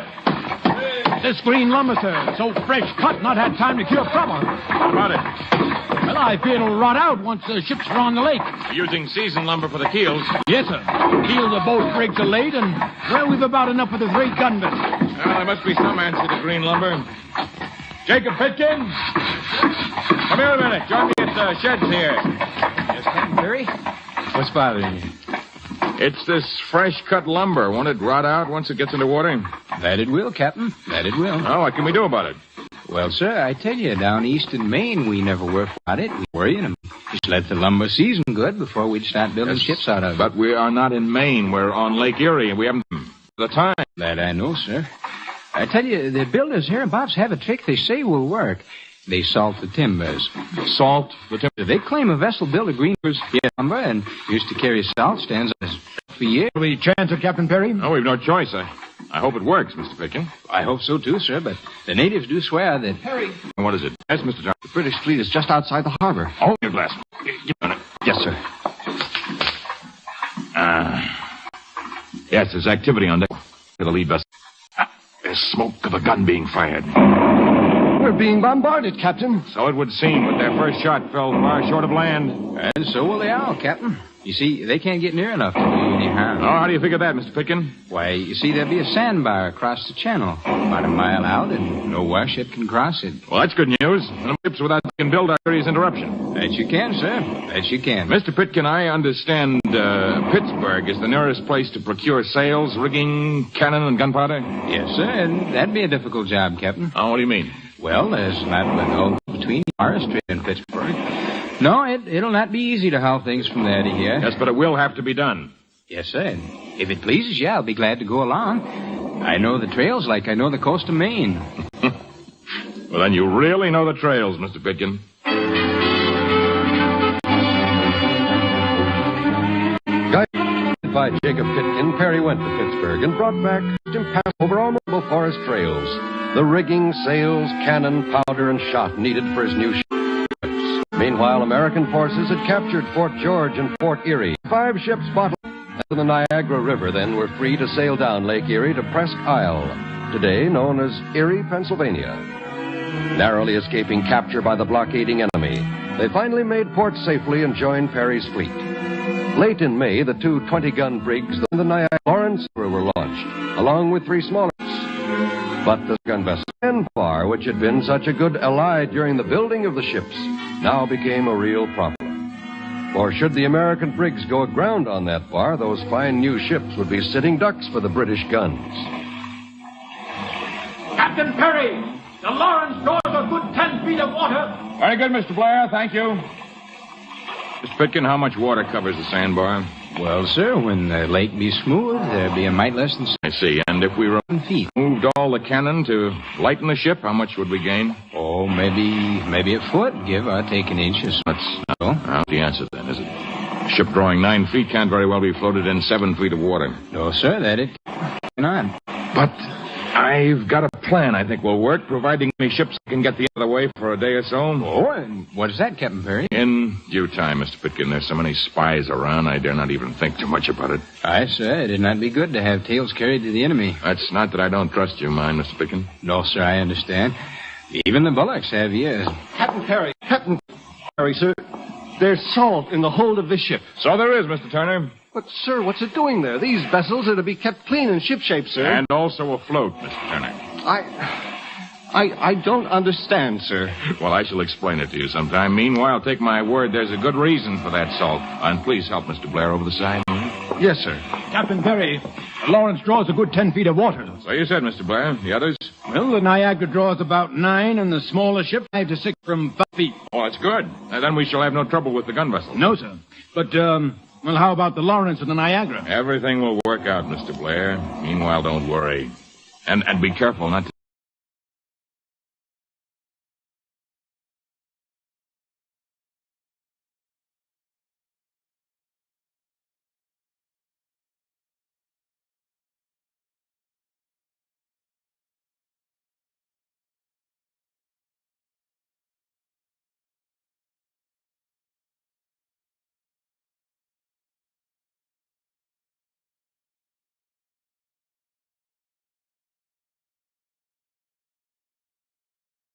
Lake waters.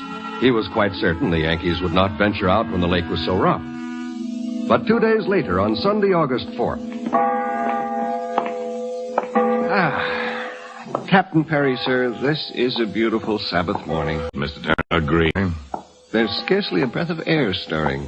The lake is as smooth as a mirror. Of course, Mr. Turner, this is it. This is the day we cross that sandbar. Cross the sandbar? But, sir, most of the officers and men are ashore. Pass the word quietly. The officers and men will return to their respective ships at once. Caution everyone that secrecy about our plans is of utmost importance. There are spies all about. Yes, sir. Sir.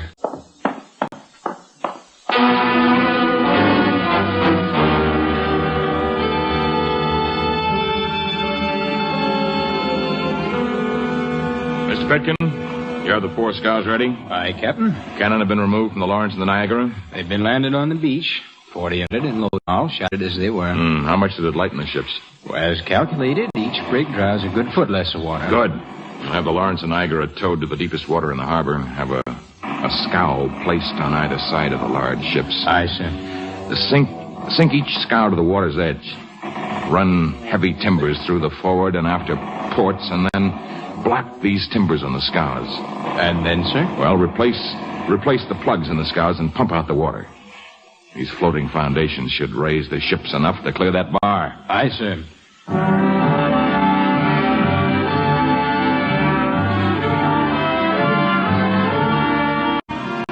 At 2 o'clock that Sunday afternoon, the Lawrence had been towed to deep water. The large scows placed alongside and Perry's plan carried out. The brig was lifted a good 2 feet by this process. But at dusk, when she got on the bar, it was found she still drew too much water. It was necessary to repeat the entire process, to sink the scows again, to block up the timbers higher, and to pump out the scows. This operation occupied the entire night. The schooners crossed the bar easily and were moored outside, ready to repel any attack. Fortunately, the Niagara crossed on the first trial. At 8 o'clock next morning, as the Lawrence was just passing the bar.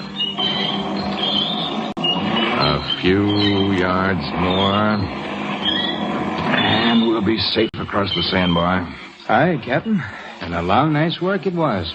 With our sails cut loose, till we get from the towing barge. Give the order, Mr. Turner. Aye, aye, sir. Cut loose the cowline! Sail ho! Way away! Quick, Mr. Turner, your glass. There are 3. No, 4 sails. That's the enemy fleet. Come back. Not a cannon on board this ship yet. Mr. Pitkin, signal the small boats to pull alongside with our cannon as fast as possible. Aye, sir. Mr. Turner, signal the schooners Strip and Summers to open fire on the British vessels. The enemy is out of range, sir. I know it. I want to keep them that way, Mr. Turner, until we've got our cannon on board. Aye, sir. I'll signal at once. As soon as the small boats come alongside the Lawrence, Mr. Pitkin, prepare to hoist the guns into place. Ports at first. Aye, sir. It shall be done. Mr. Yarnall? Yes, sir. Mr. Yarnall, come here, please. Yes, Captain Perry. Mr. Yarnall, as each cannon is put in place, I want it manned, ready for firing. Aye, sir. We may have to fight this ship with only half its guns, but we'll do a job of it. The Trip and Summers have opened fire, sir. The shots are falling short. Good. What may seem like a futile cannonade, at least we'll keep the British at a distance until we're ready.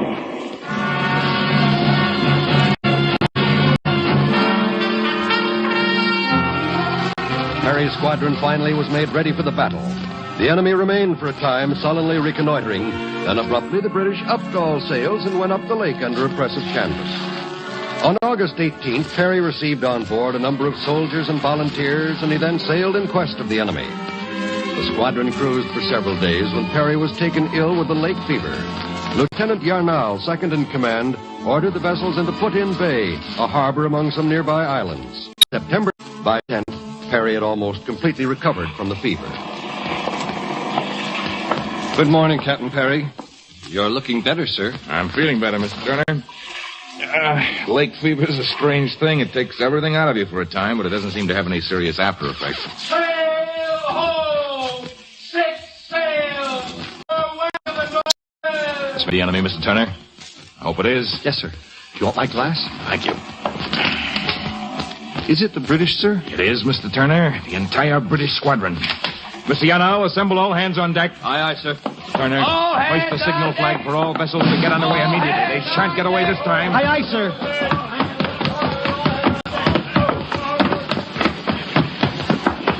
Captain, all hands present, sir. Thank you, Mr. Yarnall. Men, this ship we stand upon is named the Lawrence, to honor the memory of a great and gallant sailor, Captain James Lawrence of the Chesapeake. On this blue battle flag are the dying words of Captain Lawrence, "Don't give up the ship." I propose to hoist it to the main royal masthead. May it be an inspiration to all of us in our encounter with the enemy. I trust this meets with your approval.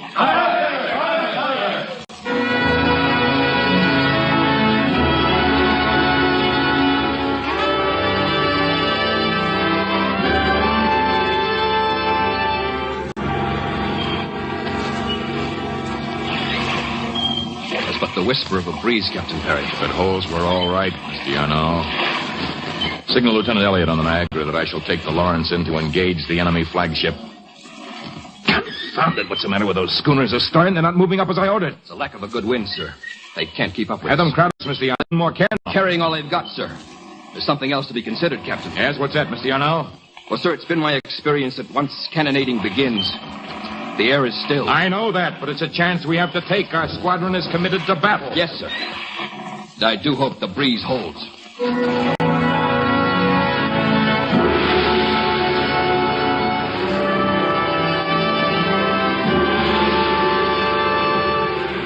But Yarnall's worst fears were realized. Cannon stopped as soon as the firing, all wind disappeared and the air became deathly still.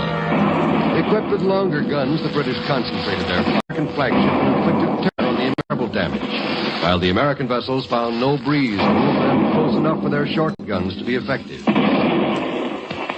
Orlando has been knocked his gun, but what's right out, Captain? What's wrong with the last gun? Nothing, sir, except that the crew has almost been wiped out. And you and I and Mr. Yarnall shall help fire it. Gunner? Yes, sir. Is the powder charge in place? Yes, sir, a double charge. Yarnall, load the shot. Aye, aye, sir. Here, hand me a fuse, will you? Yes, sir. For this shot, I send greetings to Captain Barclay of His Naval Majesty.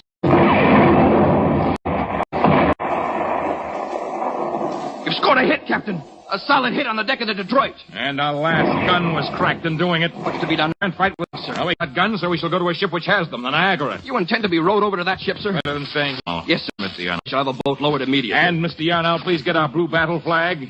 And with me to the Niagara. And to take that.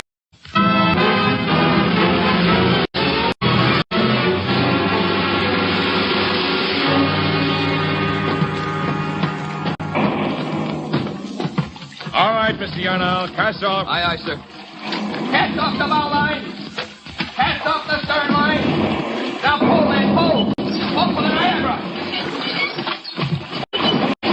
Where are losses on the Lawrence, Mr. Yarnall? Last count, 22 killed, 61 wounded. Many severely, sir. How many sound men still aboard? 14, sir. Oh, that was close, sir. Still missed us. Shall we try a zigzag course? No, then we might accidentally get in the way of an enemy shot. Continue a straight course to the Niagara. Aye, aye, sir. Captain Perry, if you'll excuse the suggestion, sir, I don't think it's wise to stand up in the boat, sir. Oh? Why not, Mr. Yarnall? The lake's perfectly smooth. All that fall overboard. It's not that, sir. You're a perfect target. So are we all, Mr. Yarnall. No, the enemy is directing his fire at this boat, not at me or any other one person. There, you see, Mr. Yarnall, they've aimed for where we were. If we can keep ahead of them, we're all right. Yes, sir. All right, men, faster on those oars.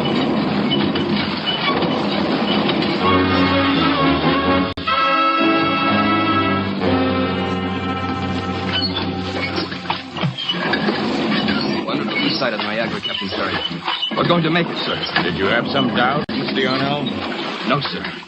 Only a rowboat isn't the safest place to be during a battle. Agreed. I prefer a larger ship, too. Hail the Niagara. Aye, aye, sir. Ahoy, the Niagara! Captain Perry is coming aboard! Well, they seem glad to see us. They should, sir. It's a miracle that we made it, Captain Perry. Well, we had to make it, Mr. Yarnall. If only to keep faith with Captain Lawrence's flag.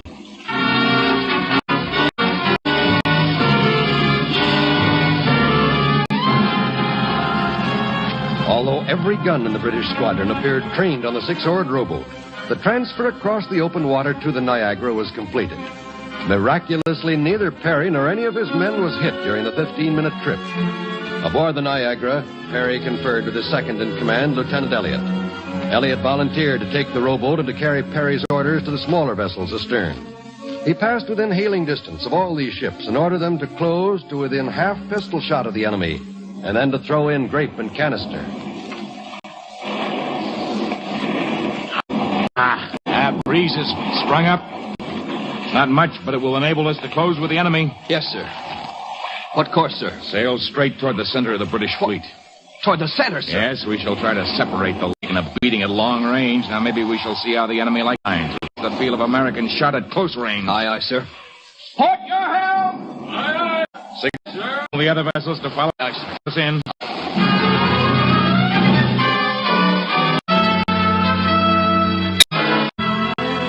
The Niagara bore down on the head of the British line and crossed the course of the two leading ships, the Queen Charlotte and Detroit.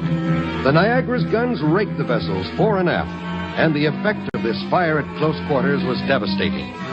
Straight down the English line went the Niagara. Running astern of the Lady Prevost, he delivered a terrific broadside and then bore up toward the Hunter. The Niagara settled down to the grim task of smashing the enemy into surrender. Following the Niagara, the other American ships sailed briskly into the midst of the enemy fleet. So furious was the fire they delivered at close quarters that the British sailors were driven from their guns. Never had American guns fired faster or with more deadly effect. 15 minutes after the breeze had sprung up.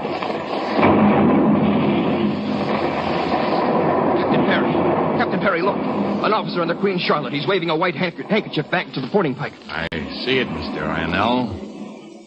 Captain Barkley is striking his color in the Detroit. Every ship in the enemy squadron is striking, Captain. We've won.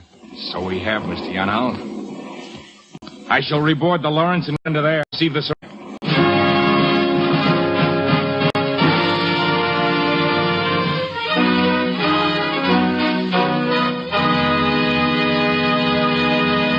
Captain Perry, I herewith surrender His Majesty's ships, the Queen Charlotte, Lady Prevost, Hunter, Chippewa, and Little Belt. Very good, Captain Barkley. May I say, sir, that in all my career with the Royal Navy, I have never seen guard guns faster, act or moderately. Well, that's understandable, Captain Barclay. An American's life has long depended on his ability to shoot accurately. You are excused, sir. Now, I must assist to General Harrison. Mr. Yarnall, my cap, if you can find it. There it is, sir. All right, sir, thanks. Have you a piece of paper? Why no, sir, Find the back. I know this letter will do. We have met the enemy, and they are ours. 2 ships, 2 brigs, 1 schooner, and 1 sloop.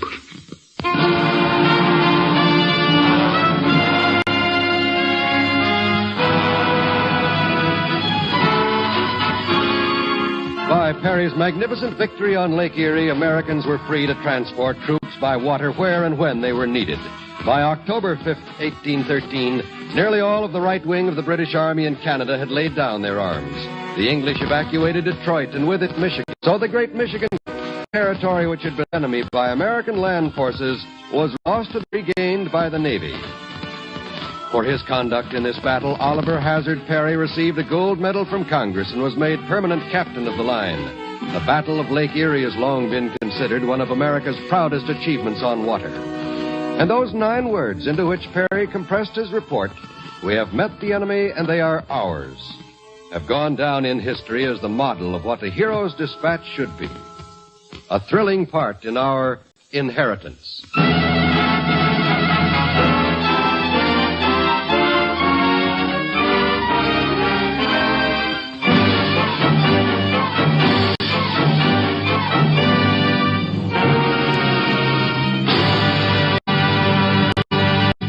You have been listening to Inheritance, presented by the National Broadcasting Company in cooperation with the American Legion.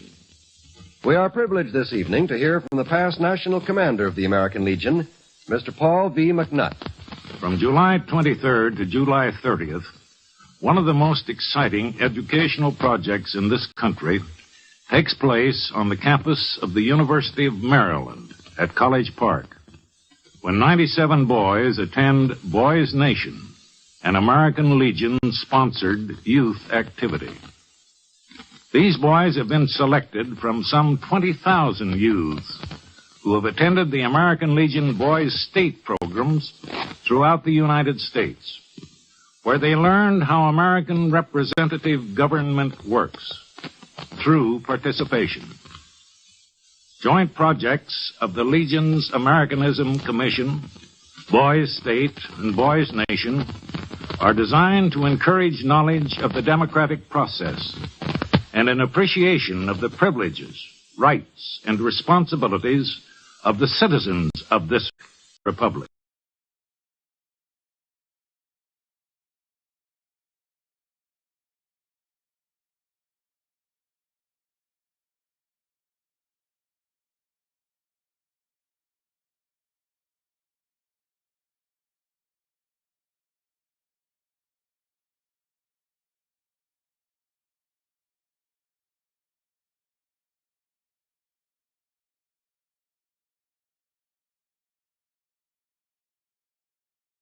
Fascism, and in fact all totalitarian doctrines, is to encourage a greater knowledge of our own government, a government of the people, by the people, and for the people, a deeper appreciation of our inheritance. Thank you, Mr. Paul V. McNutt. Next week, Inheritance will take you on another journey through the pages of history, to a time when Americans dreaming of the future forged that which we possess today. Today's story, Victory on Lake Erie, was written here and featured Lamont Johnson by Ted Captain Oliver Hazard Perry. Included in the cast in order of their appearance were Paul Dubov, Howard Culver, Jack Carroll, Robert Easton, Herb Ellis, Richard Peel. The original music was composed and conducted by Robert Armbruster. Inheritance is directed for the National Broadcasting Company and the American Legion by Albert McCleary. This is John Wall speaking.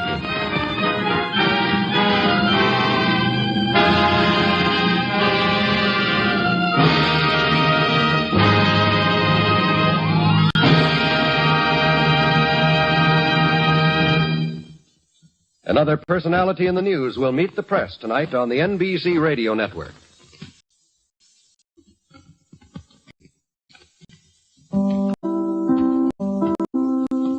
This is ABN, the Antioch Broadcasting Network.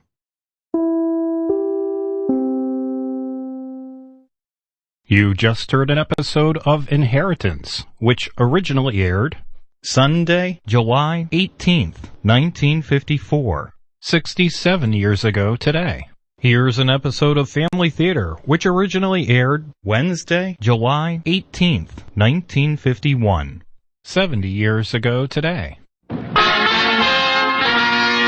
Family Theater presents Leo McCarey, Ann Blythe, and Robert Stack.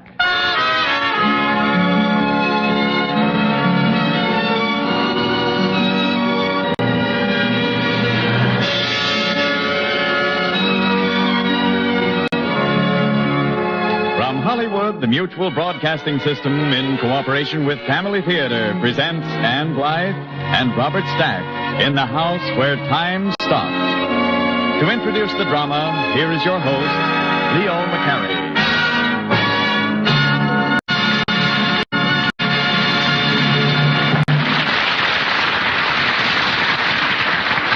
Thank you, Frank Bingham.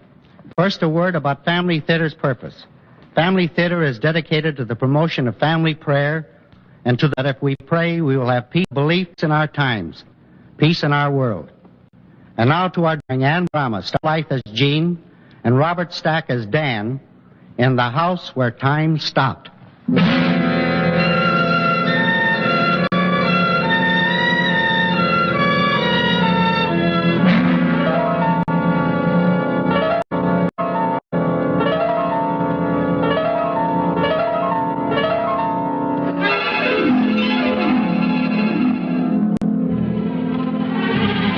A not-so-new car spins along a rain-whipped road. The young man at the wheel stares grimly through the streaming windshield, while the young woman at his side sits a little too stiffly erect. The closed car is stuffy with the tension of a...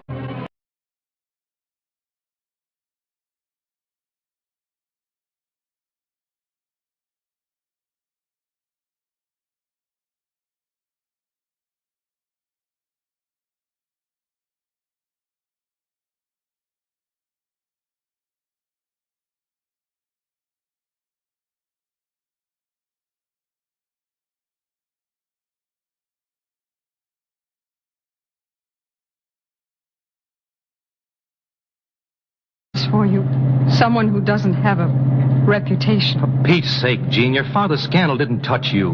You're not to blame just because your father made mistakes. Oh, that's where you're wrong. If you're going to be a successful young lawyer, Mr. Farrell, you'd better find out about people. All right, so you had your picture in the tabloids. But in a year, everyone... When a man does, well, what your dad did, they do forget. I know people. A thing like that is never forgotten. As long as I'm Jean Hayes, Middle Falls librarian, it won't make any difference that my father was an embezzler who committed suicide. But his Mrs. Dan Farrell, wife of the young politician. Jeannie, there's no law that says I have to be in politics. Or go west. There are places out there that never heard of the Hayes scandal. Oh, but in those places, young lawyers aren't part of the firm of Willard, Pilbeam, and Sanborn. I've said it before, and I'll say it again. You're more important to me than any law firm. I'll open up my own office. I'm not going to spoil your future with my past, Dan. No, you want to spend the rest of your life in Middle Falls hugging your regrets. That's a lot of... Now, what's the matter with the car? Oh, tell me that's Dan, don't... I guess we should have taken a boat for this trip. The engine stopped. Yeah. Yeah, she's drowned out. We're miles and miles from Middle Falls, and it's so late. I'll go out and see if I can do anything. I didn't want you to bring me up here. I told you it was finished. It's even worse than I thought. The engine's soaked. What are you going to do? Get in out of this cloudburst for a minute. I suppose if we wait, there'll be someone along. I don't think so. Not in this downpour. Well, we'll just sit here and wait. Dan, look, isn't that a light through there? See, off to the left. Yeah, you're right. Must be a farmhouse. Tell you what, I'll go over and see if they'll let me use the phone. Oh, you're not going to leave me here all by myself? Well, darling, it's pretty wet. I don't care. If you're going to that house, I'm going with you. All right. But you're going to wish you brought your... Come on, Wings.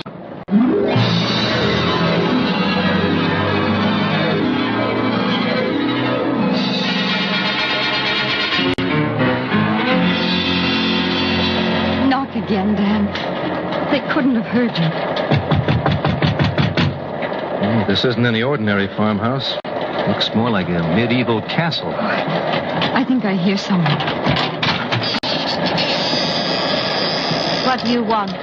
Oh, we're sorry to bother you this time of night, but our car stalled on the highway and we wondered if we might use your phone. Sorry, there's no telephone in this house. Oh, but if we could just get warm for a minute. It's raining so hard. But there's nothing we can do to help you. Well, if we could get in out of this rain for a few minutes... We'd be very grateful. Well, all right. Don't join us till you're well.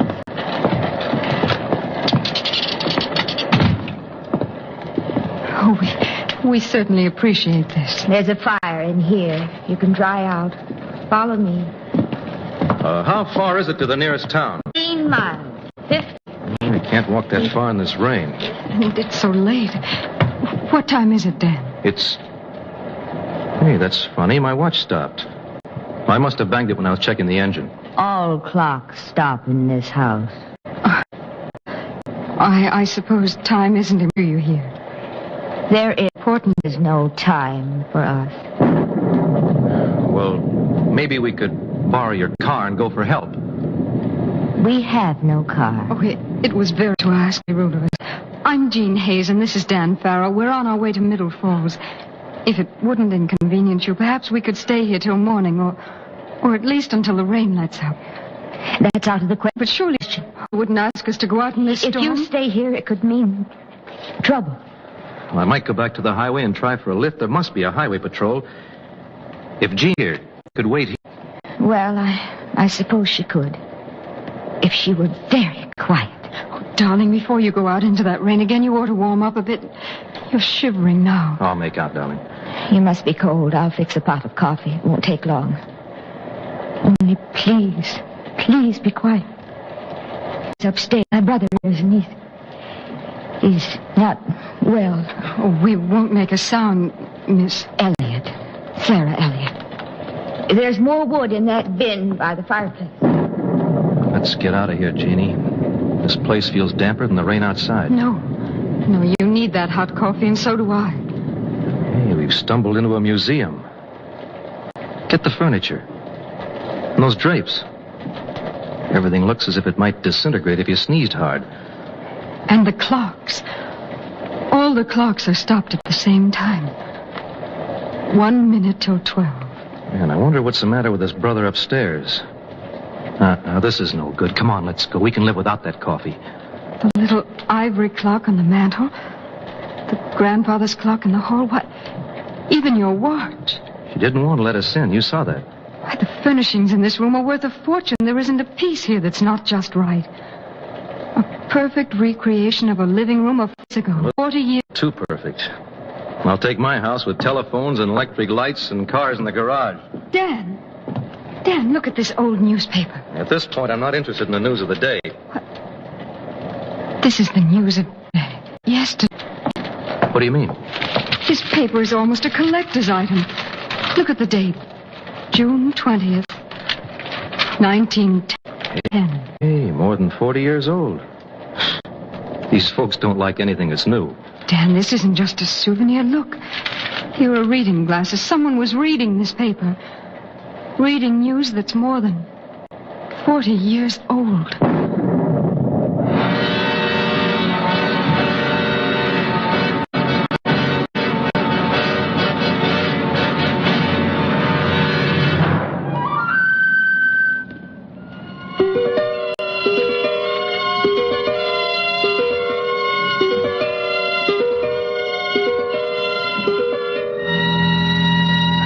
Coffee is just what we needed, Miss Elliot. With this to fortify us, I think we can face the storm. Well, I'm sorry to have seemed so inhospitable.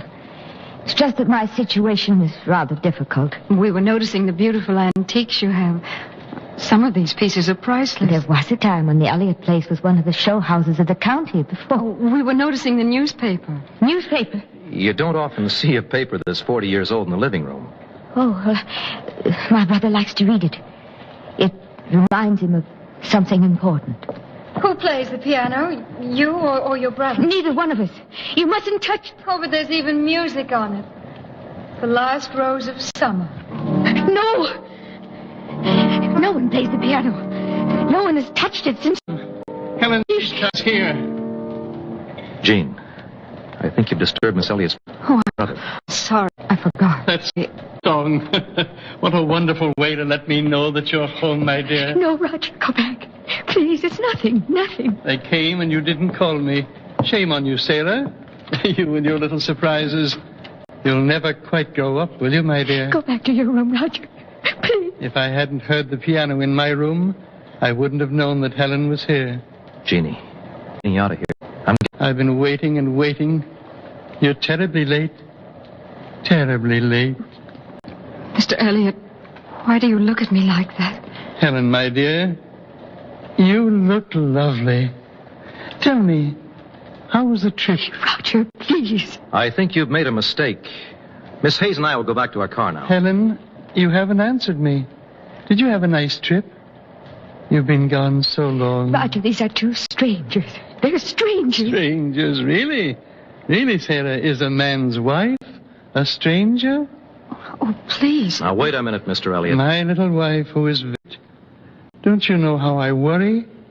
How could you have very late kept me waiting so long? So long. Oh, no. Mr. Elliott, you must listen. Of course I'll listen. We'll have the rest of our lives together, listening to one another. But here we must celebrate. I'll get the wine, the port you always have enjoyed so much, my dear. Quickly. While he's gone for the port wine, you must leave. Yeah, but what's it all about? Who does he think Jean is? There's no time to tell you now. And what could it mean to you? Perhaps a great deal. The way he looked at me, I was scared, and yet I wanted to cry for him. He was so sure that I was... That you were Helen. You do look a little like her. Helen was his wife. Yes, his wife. 41 years ago, Roger and I waited here for her. She'd gone to visit her family. We waited and waited here in this room to the clock, listening, ticking, waiting for life to come back to the house. We waited and waited, but she never came. Never. Her carriage was struck by a train. She was killed. Oh, no. He never believed it. For more than 40 years we waited for the sound of the carriage wheels in the drive, her step on the stairs, her hand on those piano keys, and the clock. She stopped. From that night, everything stopped. He's kept it all the same. And tonight, when I played her song on the piano, he thought I was Helen come back to him. This man is ill. He should be confined. Confined? That's exactly what he has been. The past. He won't let go of the past. He can't. It's all he's got. If the past were taken away, I think he'd die. Jean, come on. We can't stay. A hard time finding here. I had a sweet port you like so well, dear. It was pushed back into the bin. So late. Yes, it's late. Going. Come on, Say, who is this man? What's he doing in our house? And why should he call Helen Jean? I know it must seem strange to you. Strange is scarcely the word, my dear. It was kind of you to escort my wife home, but now will you please excuse us? Roger. That suits me. But Jean comes with me. Sir, I dislike unpleasantness. But surely you understand it's been so long since I've talked with my wife. Roger, you must stop. These people have to go. This man has to go, yes, but Helen and I must talk of many things. Oh, Dan, what do we do? It's all right, Jean. I'll go get that cart and see if I'm going. I'll hurry. But Dan, he's so strange. Don't worry, dear. He's not going to hurt you. And I will hurry. All right, Dan. I'm not afraid, but Do hurry. Mr. Elliot, I'm going now. Please excuse my apparent lack of hospitality, but I feel you understand. Don't worry, Gene. I'll be back as soon as I can. Be careful, Dan. Don't worry. He's gone. Yes. Now I know what it'll be like when he leaves me forever. You talk so strangely, my dear. But no matter. You've come and back. I'll never let you go away again. Won't you sit down? You look tired. Oh, thank you, my dear. But I feel quite well now. Roger, you must go to your room. Please, please. You mean well, sailor, but sometimes your officiousness... Oh, Roger. Oh, well, I'll get your medicine. Now, my dear, tell me of your trip. There's so much I want to ask you. Sometimes life can is losing. A few hours of waiting can seem like half a century. The smallest, least important thing can become a matter of life and death. There are ways of so many stopping time. Not just the clocks. You won't believe this, Helen, but there were voices. Voices that told me you were dead. Why did you hold on to the past? The voice is wrong. You're with me, as I knew you'd be. It's good to look at you again, Helen. I couldn't quite remember what you wrote. You loved Helen very much. I'm not the same person without you, but then I guess no man in love is really the same without the woman he loves.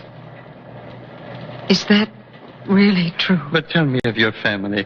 Your father is well? And your mother? Your medicine, Roger.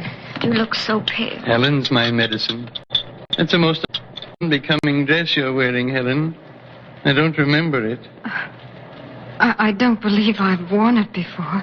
Put on your blue lace. Oh, no, it's so late. I was thinking of it while I was waiting for you. It's such a pretty dress. Couldn't you put it on just for me? Is the dress upstairs? Yes, but I don't think you need... I'll put on the blue lace, if you'll take your medicine. Enough. Fair. It's a bargain. Seeing you in that dress will be my treat for taking this nasty stuff. Come with me. We'll go upstairs. Strange. Strange. You handle him as she used to. Same way Helen did.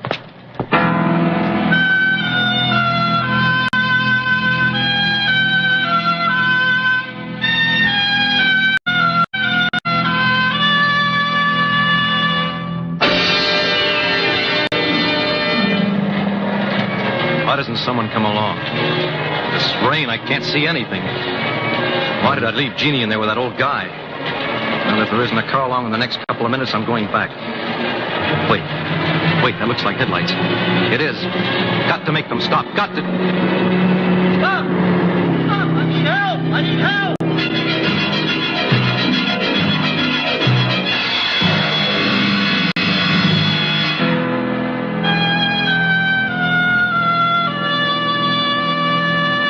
What? Oh, Helen, my dear.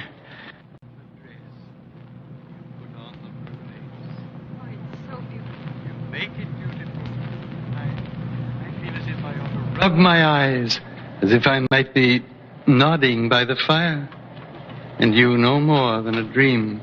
It is all a dream. You were playing that song. The Last Rose of Summer. Would you sing it for me as you used to? It won't upset you. It's all that's needed to make this a perfect homecoming. A memory we can both cherish.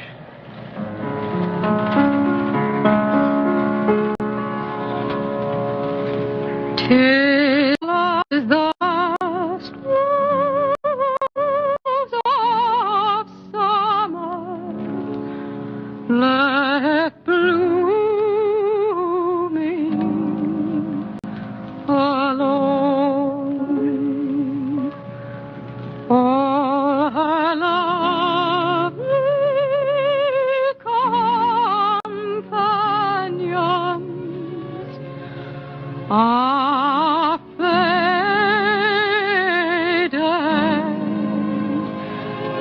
and gone. No flower of a kindred, no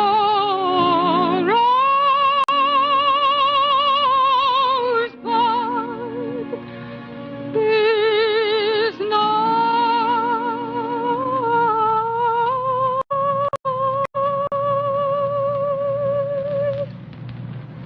to reflect the blushes.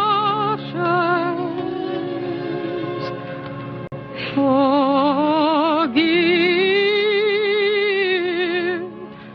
sigh, for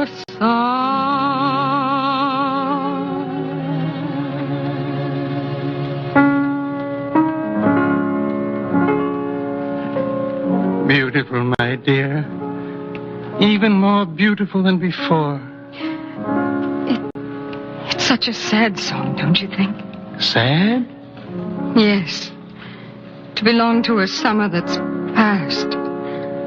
Not to look to the summer that's ahead. The past summers were so perfect. And the summers ahead, you never know. Stop it, stop. Oh, Miss Elliot. Sarah, what's the meaning of this? How think how much you stand?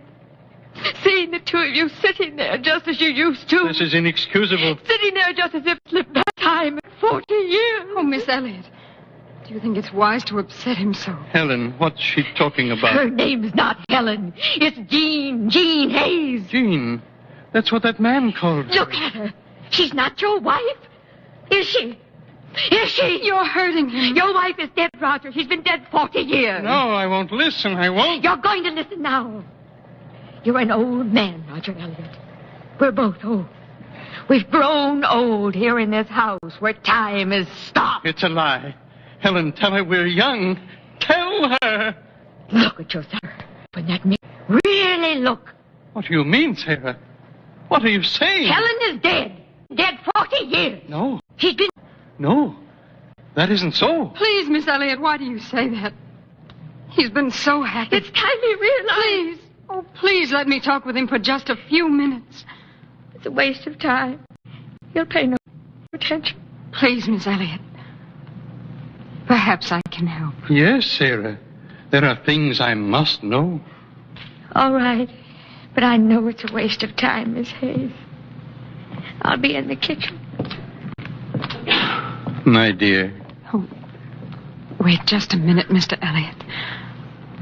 Oh, you must realize that I'm not Helen. You do, don't you? Yes, my dear. I do know. But I refuse to admit it. You're Helen so like. And after waiting all these years to have you come into the house, it was a dream come true. You know, my dear, I have waited a long time. Mr. Elliot, you know, too, that Helen is not coming here again as I came tonight. But really, she is here all the time. She's here in your memory of her. In your wonderful love of her. But... Can't you see how fortunate you've been? To have Helen just as she was. Always. Unchanged by time or the world. Lovely and beautiful always. I begin to understand. Oh, we can't live in yesterday. None of us can. We must live today. We must live for tomorrow. We can't shut out today and we can't close out tomorrow. You're right, my dear. I have refused to live in today. I have rejected the tomorrows that must come. Oh, that's it, Mr. Elliot. We can't hug our regrets. We can't. Is it, my dear? It's strange. I just realized I was going to do just what you've done. I was going to shut out today and tomorrow and live only with yesterday's memories. Perhaps we have been of some help to each other. My dear. Mr. Elliot. Oh, that must be Dan. I'll let him in. Darling, everything's okay now. I finally flagged down a state trooper. He'll take us into town and we... Dan. Dan, I've been such a fool. I almost lost everything that's real. It took this storm, the car, and Mr. Elliot to make me realize you've been right all along. Oh, Dan. Dan, I want to go back with you back to New York. Jeannie, you really mean that? Yes. Yes, I do. I almost got lost in yesterday, too. You know, I have an idea that the storm and the car stopping was sort of planned. We should thank Mr. Elliot for finding us. How wonderful it all seems now. Sarah. Yes, Roger. Let's start the clocks. Oh, Roger. The past is dead. Let's live for tomorrow. Oh, Dan. Don't ever let me stop the clocks again. Don't ever let me again get lost in yesterday. Forget yesterday, Jeannie. I have. So wrong we can forget. I've been at the past. For us, there's tomorrow.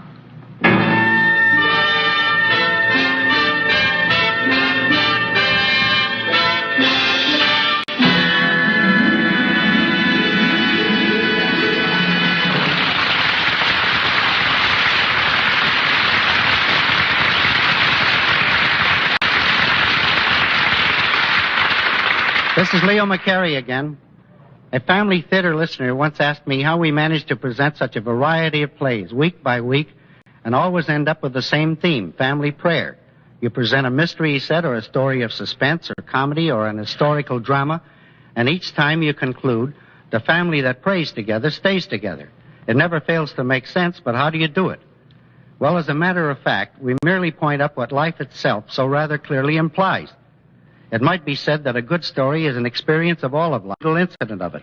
In a sense, there is always an issue and always some sort of conflict, which in one way or another reveals the quality and values of our human nature. The outcome may be pathetic or tragic, or the situation may be happily resolved by a mere application of good sense and fine humor. No matter what it concerns, a story is what happens to one of us. But who is us? Each of us is one of God's own and therefore one of our own. The love we have of story is, more or less, a proof of the love we have for one another. Even though the story be fictional, it may be a valid story because it is real in its illumination of the nature of man. Thus, in a way, every story, and it is your story, is my story, for we are all brothers of each other in God's family.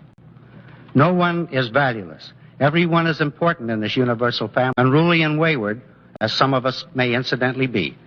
And in our own families, our counterpart of God, we are a counterpart of God's great family. Poverty, riches, pride, vanity, partisan ambition can ruin. Only affection and prayer for understanding between us holds us together. And that is why we say that under the fatherhood of God, the family that prays together stays together. More things are wrought by prayer than this world dreams of.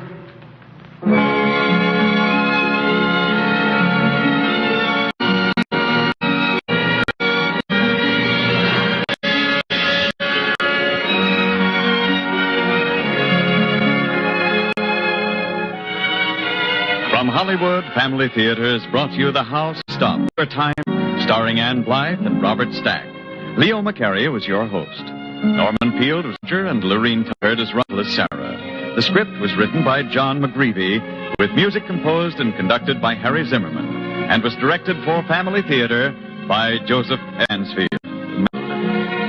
This is Frank Bingman expressing the wish of Family Theater that the blessings of God may be upon your home, and inviting you to join us next week at this same time when Family Theater will present Stephen McNally and Joan Leslie in The Bid Was for Hearts. Join us, won't you?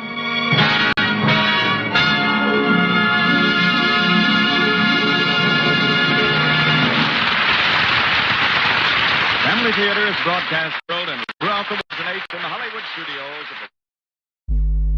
You're listening to Old Time Radio Sunday on Kpnl Radio, Portland, Oregon. And your donations. You're listening to ABN, the Antioch Broadcasting Network, playing a daily schedule of vintage radio genres and matching today's date and history available. Visit radio.macandmine.com for a schedule. We now present our story, Frontiers, on ABN, the Antioch Broadcasting Network. Here's an episode of Gunsmoke, which originally aired Saturday, July 18th, 1953, 68 years ago today.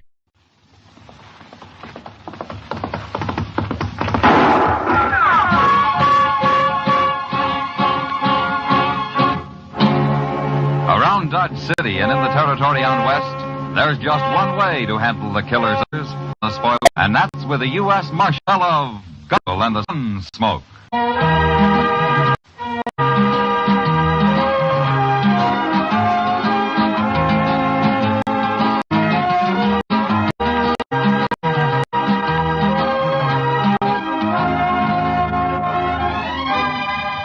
Gunsmoke, starring William Conrad. The transcribed story of the violence that moved west with young America. The story of a man who moved with it. Matt Dillon, United States Marshal.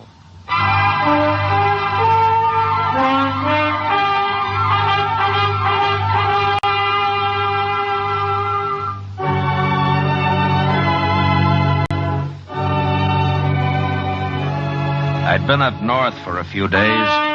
On the way back, I camped on the Pawnee River about 30 miles from Dodge, planning to ride on the next morning. In the night, however, my horse twisted his knee somehow, and it was going to be slower traveling than I'd figured. So I started out before dawn. Breaking day when I was just heard a rifle shot up ahead. A half hour later, I spotted a fallen horse and the figure of a man crouched by its head. And as I came closer, however, he stood up the figure, and I saw it wasn't a man at all, but a boy. He held a rifle in his hand, small. That's far enough, mister. I'm a friend, son. Put down your rifle. Hey, you sound like... Yeah, it's Marshal Dillon. That's right. Who are you? Oh, gee, I'm glad to see you, Marshal. You look familiar. We must have met somewhere. I'm Yorkie Kelly. Oh, sure, I remember now. That camp on the Arkansas. That's right. Oh, what happened to your horse, Yorkie? Busted his leg. I shot him just a little while ago. And I've been crying, Marshal. That's why I couldn't see you. I don't know. Every Good. man loses his horse once in a while, Yorkie. It ain't the horse so much, Marshal. It's my pa. Your pa? Oh, where's he? They rode off with him. Right that, Marshal. Hey, you gotta go after him. Please, Marshal, please. What'll happen if you don't? So... Now, wait a minute, Yorkie. Take it easy. Just tell me what happened. Who rode off with your pa? I don't know, Marshal. It was dark. I couldn't tell. Oh. Well, let's sit down here. Come on. Okay. Now take your time and tell me the whole story, huh? I was out hunting last night, Marshal. I sneaked off to shoot some coyotes. Yeah? And then I heard a lot of horses coming. So I hid and watched them. Those were our horses, Marshal. And 2 men were driving them. They stole them. I know they did. Well, what about your pa? He was with them. They stole him, too. Well, how do you know?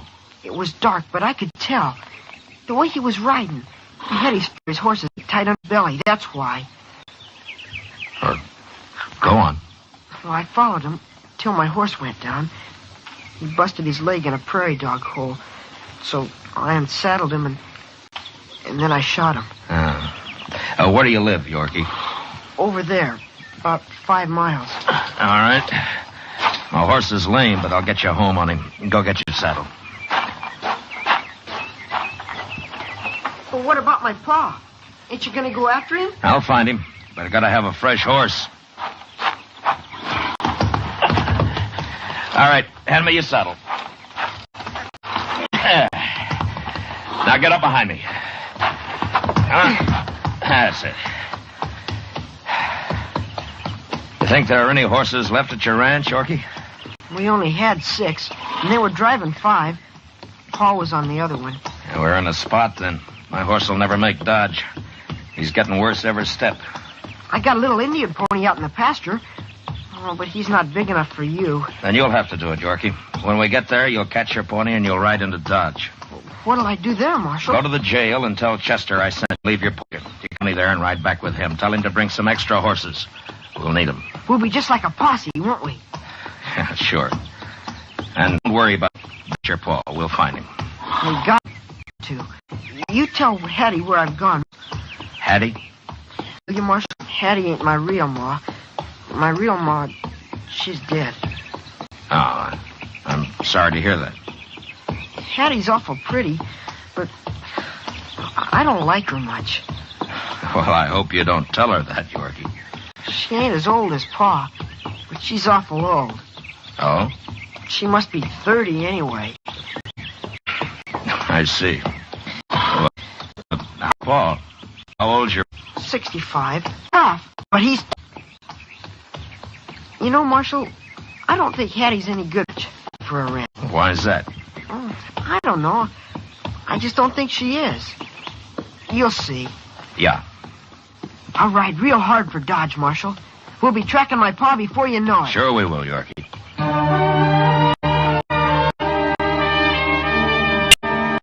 When we got to the pasture, I helped Yorkie catch his pony. Got him started for Dodge. Then I rode on into the ranch, put my horse in the corral, and walked up to the house. Hattie came to the door. She was young, all right, and pretty. But she looked more like she belonged in a dance hall than on a ranch. What do you want? My name's Matt Dillon, ma'am. I'm from Dodge, U.S. Marshal. Marshal Dillon? I heard about Mr. Kelly from Yorkie. I ran into him out on the prairie. Where is Yorkie? Oh, he's gone to Dodge for some fresh horses, ma'am. He'll be back. We'll get started evening.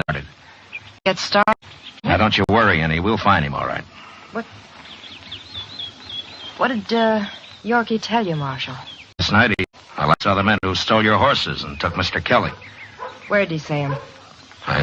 He was out hunting, he told me, and he saw him ride by. So that's where he was. Darn little scoundrel. He's always running off like that. I don't understand, ma'am. Well, that boy's got the wildest imagination. What do you mean? There's no trouble, Marshal. Kelly went along with those men just to show him the trail, that's all. He sold him those horses. Oh? Well, sure. Crazy Yorkie, always stirring things up. I'm going to hide him good when he gets home. Yeah. Then you expect Mr. Kelly back soon, is that right? Sure. He'll be back. When, did he say? Today, I suppose. Who were the men he rode off with? Well, I don't know their names. That's Kelly's business. I don't interfere. Come on inside, Marshal. I got a pot of coffee on the stove. I expect you could use some.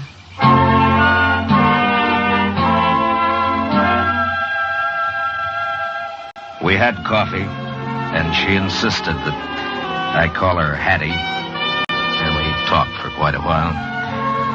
It seemed she'd worked in a dance hall all right over in Abilene. Then old Kelly came along a few months ago and home offered her respectability. And she jumped at it. According to her, Yorkie was the biggest problem she had, aside from the fact that living on the prairie wasn't exactly her idea of a good time. Oh, I'm sick of it, Marshal. Nothing but work and wind and dust. And that awful kid. Are you planning to stick it out? Oh, sure, I'll stick it out. Sure I will. You'll get used to it in time. Tell me, Marshal, how's Dodge these days? Pretty lively? Well, it was when I left. You know, I was planning to move to Dodge once, before Kelly came along. I kind of wish I had. Oh. Now. One town's pretty much like another, Hattie. Yeah. But the men are different. Maybe. I'd have got along real fine in Dodge. Wouldn't I, Marshal? Sure. Why not? More coffee? No, thanks. It'll be night. before anybody gets back here, Marshal. Yeah, I suppose it will. You sure you don't want any more coffee? No, thank you. I think I'll go see what I can do for my horse. He's pretty lame. I'll see you later. I'll be here, Marshal.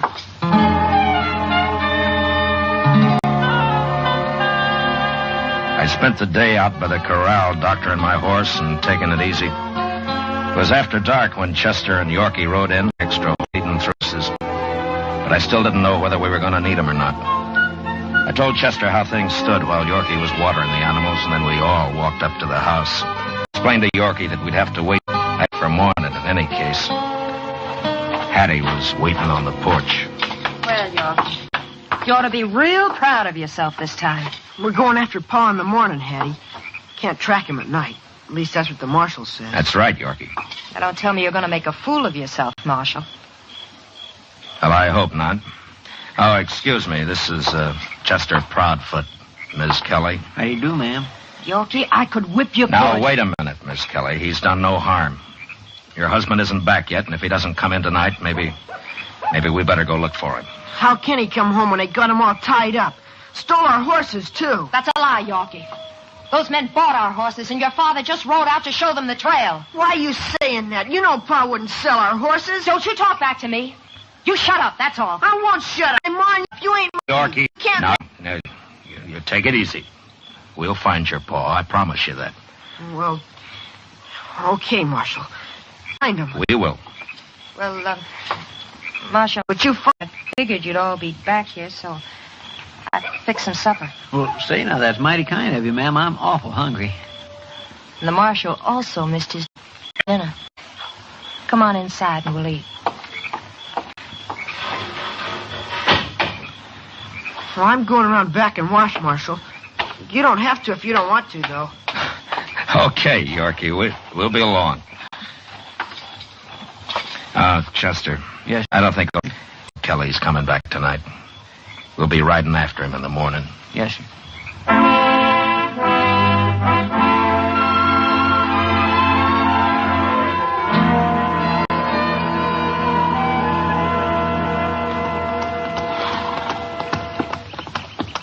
It sure is a lot cooler now the sun's down. I don't know when I rode so much in 2 days. Dodge yesterday and clear out here today. Covered 1,000 miles. I must have...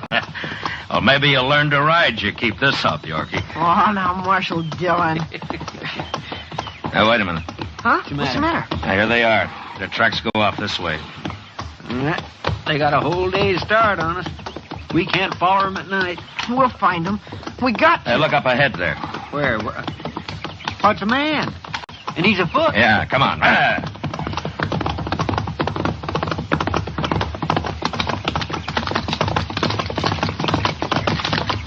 It's Pa! It's Pa! Hey,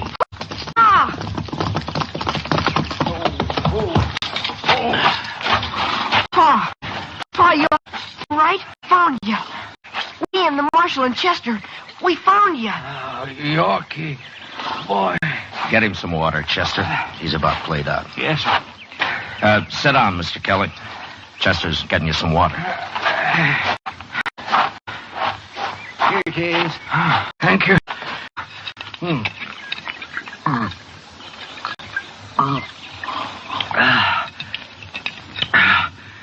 I needed that. They didn't give me any water. Where are they, Mr. Kelly? They've gone. Camped near here all day. Then they left me. I died. So I out here. Looked like I got lost and starved. They had it all planned. I knew it, Pa. I saw you with them and the horses. I knew it. Have you eaten anything? No, Marshal. They didn't feed me either. Wanted me weak so's I couldn't walk far when they left me. Chester, dig out the jerky. Yes, sir. I'm old. Wouldn't have lasted very long. It was a good trick, blast 'em. You mean they were going to leave you out here to starve just so they could run off with your horses? No, it's more than that, Marshal. I'll have another drop of this water.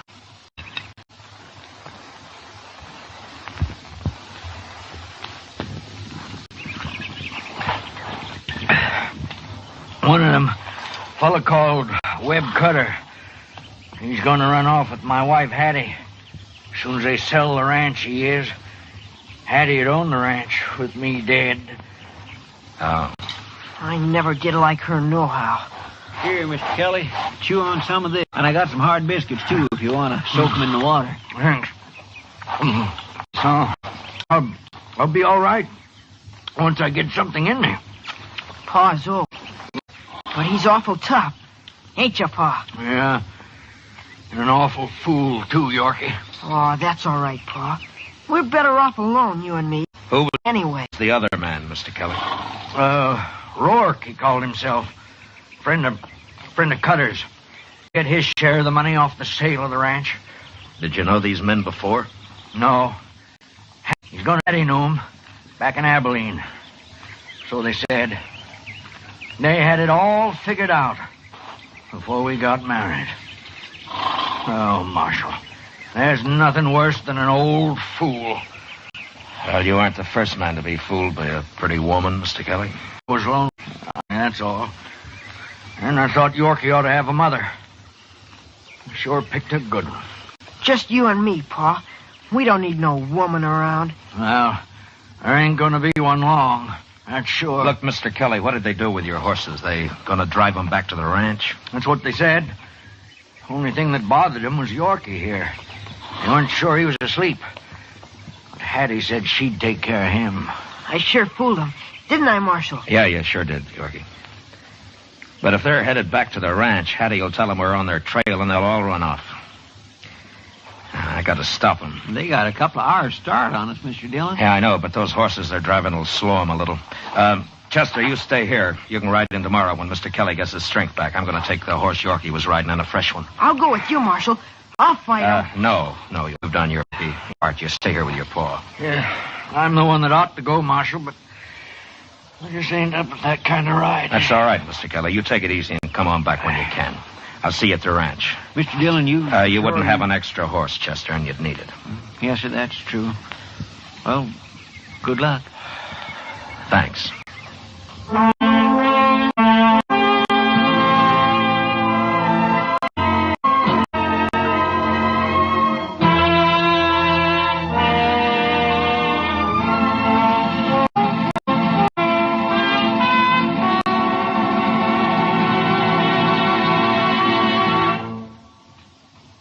We will return to the second act of Gunsmoke in just a moment. But first, every Monday night, an affable man about murder, Thomas Hyland, invites you to come along on a CBS Radio crime classic.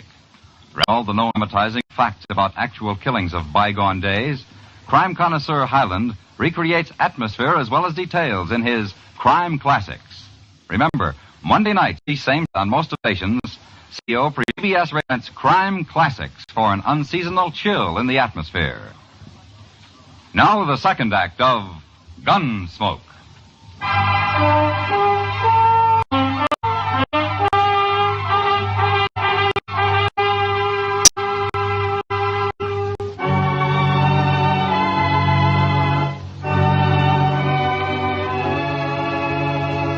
One thing in my favor was that Cutter and Rourke weren't riding as hard as I was. They didn't know there was any special hurry. Once every change a few miles, but along toward the end, one of the horses began to sull, and finally I had to leave him. It was just before daybreak when I came to the ranch. There were no lights on in the house, so I figured I'd beaten them after all. There was a room for my horse in the hay shed, and I put him in there and closed the door. Then I walked up to the house, hid behind a rain barrel near the porch, and waited. It was a half hour before they rode in. They put their horses in the corral and then came up to the house.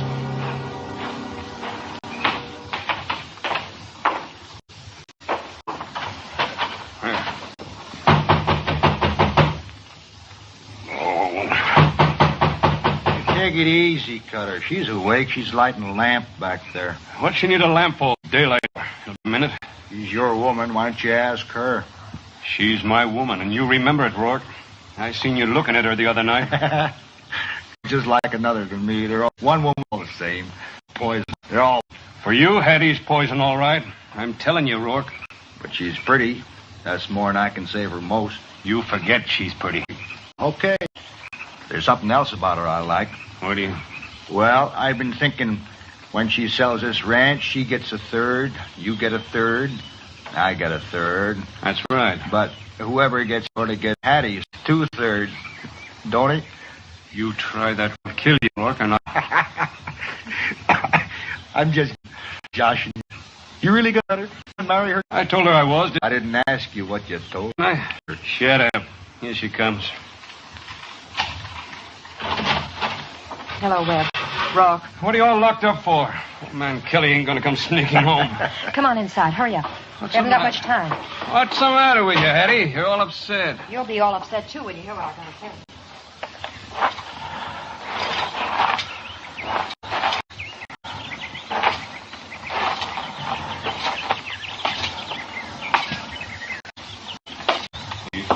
Doing that montage? It's just what I mean. He's got another man with him. A chest of something or other. Well, I'll be... This fixes everything. Why didn't you take care of that bratty kid like I told you? He sneaked off to go hunting. He wasn't even here. So how could I help him? And he ran smack into the marshal. Now we've really got our heads in a noose. Suppose the old man's dead when they find him. Well, if he's dead, he can't talk, can he? Oh, it's worse if he's alive. Blast you, Hattie. Can't you do anything right? You're blaming me? Who would I blame? I didn't put that marshal on our trail. It don't matter now who did. What are we going to do? We're going to have to get out of here fast. I'm all ready to go just as soon as I get a riding skirt on. Wait. You ain't going nowhere. What? You heard me. We can't be dragging a woman around. You'd wear out in no time. Now you're making sense, Cutter. We'd never get away with her holding us back. So you're going to leave me here, are you? You're going to let me face those people? You know I'll go to jail, don't you? Oh, they won't do nothing to you. Tell them you got misled or something. They always go easy on women. You're going to run out on me. Oh, now, Hattie, you'll be better off here. They'll let you go, and you can get on back to Abilene. I'll come by as soon as they forget about all this. Oh, come on, Cutter. We're wasting time. They could be here any minute now. You cowards. You dirty, rotten cowards. Now, Hattie. Who is your mother, That's mister? enough, Hattie. I hate you. Go on, get out, both of you. I wouldn't have either one of you. Either one of us? You didn't think I cared, did you? I'd have made one of you shoot the other before I was through. Guys don't cut 3 ways, mister. Now we all know, Cutter. What'd I tell you? There, that'll hold you. Come on, Rourke, let's go. Dirty dog! Ah, forget it, Hattie. Maybe I'll get to Abilene sometime. So long. I'll fix you. No, I sure about you. You gonna talk all day? Come on. All right, get your hands up, both of you. Get them up in the air. And don't try anything. Marshal? You touch that gun and I'll kill you. Well, while you're killing him, what do you think I'll be doing, Marshal? Don't. Either of you. Try it. Hanging's bad, Marshal. I ain't going to hang. You don't have to hang. Kelly isn't dead. We found him in time. Marshal, I don't believe you. I think you've been here right along. You ain't even seen Kelly. Yeah. You just want to see us hang. I'm telling you the truth. Oh, no. Tell the lawman truth. Not to us anyway, fellas like me. Do they, Rourke? No, I don't believe they do. Well, he can't kill us both, Rourke. We'll draw at the same time. I'm telling you, don't try it. Why not, Marshal?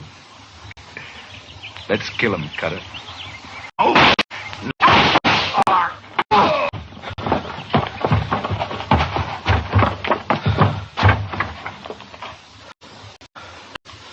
We killed him. We killed them both.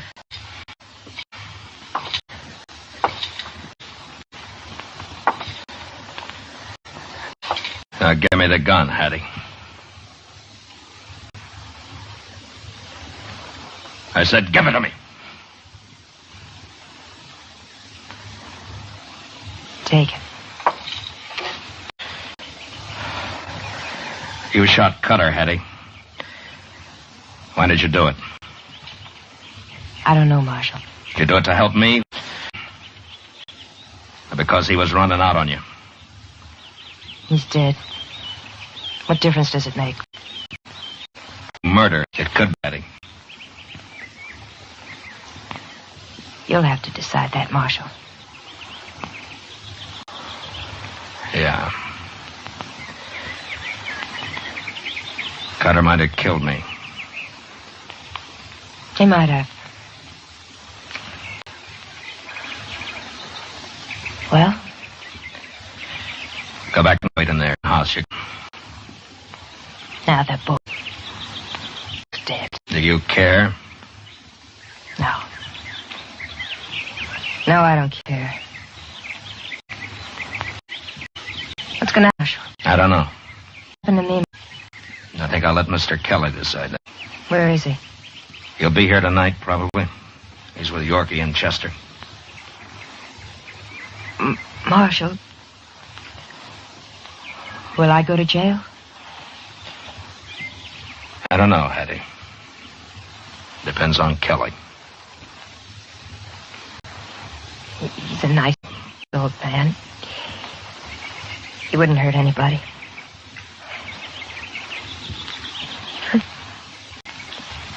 I'm sorry I got into all this. I wish I hadn't.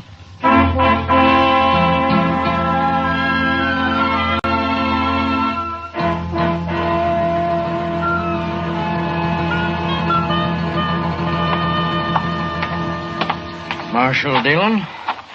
Yeah? I just had a long talk with Hattie, Marshal. Well?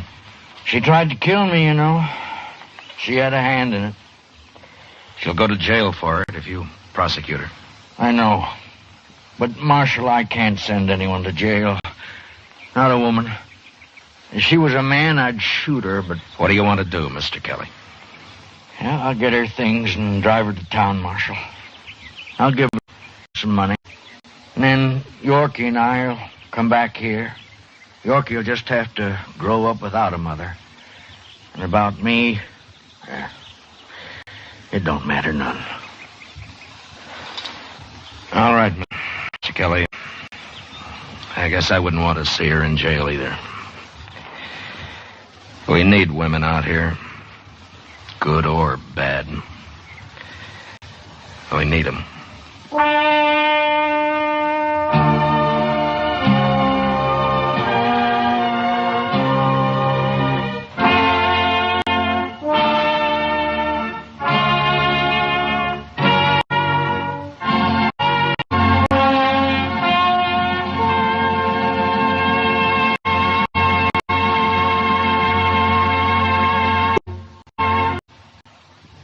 Gunsmoke, transcribed under the direction of Norman MacDonald, stars William Conrad, U.S. Marshal as Matt Dillon.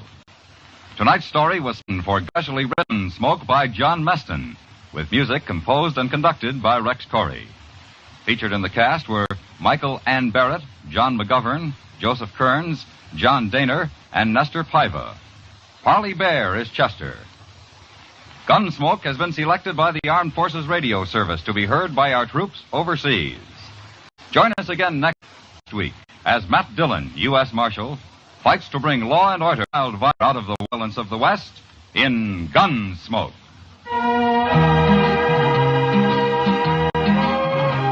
This Monday night, Herbert Marshall has the leading role in a story adapted from Daphne du Maurier's collection called Kiss Me Again, Stranger.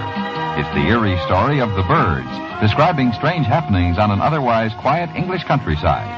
Hear it this Monday night on most of these same stations when CBS Radio presents the Summer Theater. Yes, this Monday night, starring Herbert Marshall. And remember, there's action as a policeman really finds it in 21st Precinct, Tuesdays on the CBS Radio Network.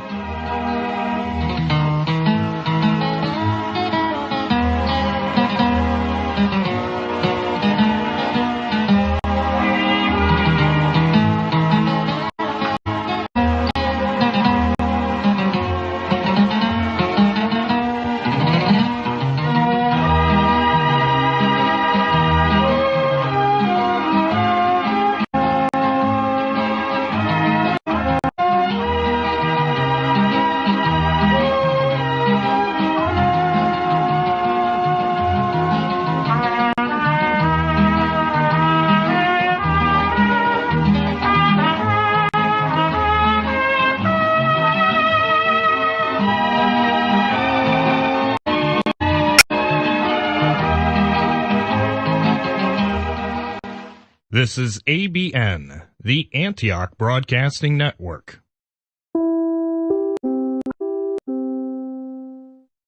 You've just heard an episode of Gunsmoke, which originally aired Saturday, July 18th, 1953, 68 years ago today. Here is an episode of Have Gun Will Travel, which originally aired Sunday, May 3rd, 1959.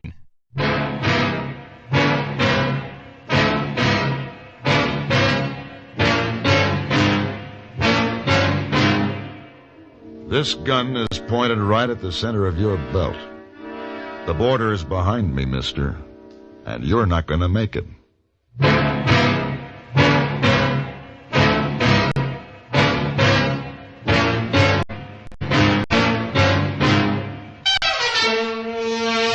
Have Gun Will Travel. Starring Mr. John Daner as Paladin. San Francisco, 1875. The Carlton Hotel, headquarters of the man called Paladin.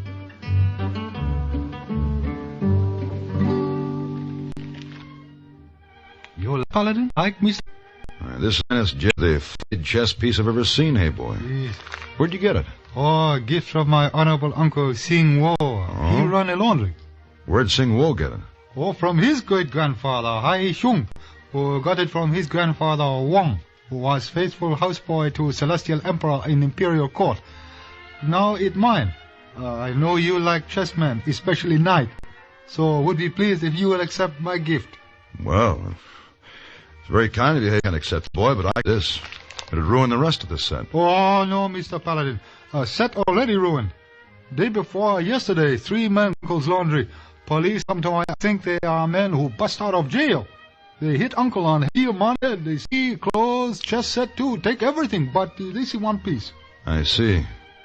I imagine your uncle would like to see those men caught. Oh, yes, sir. Very much. Very bad men. Well, you keep this, hey boy. Let me see what I can do about getting back the rest of the set. Where's Sing Wo's laundry? On Turk Street. Oh, you can find rest of set? I don't know, hey boy, but I'll try.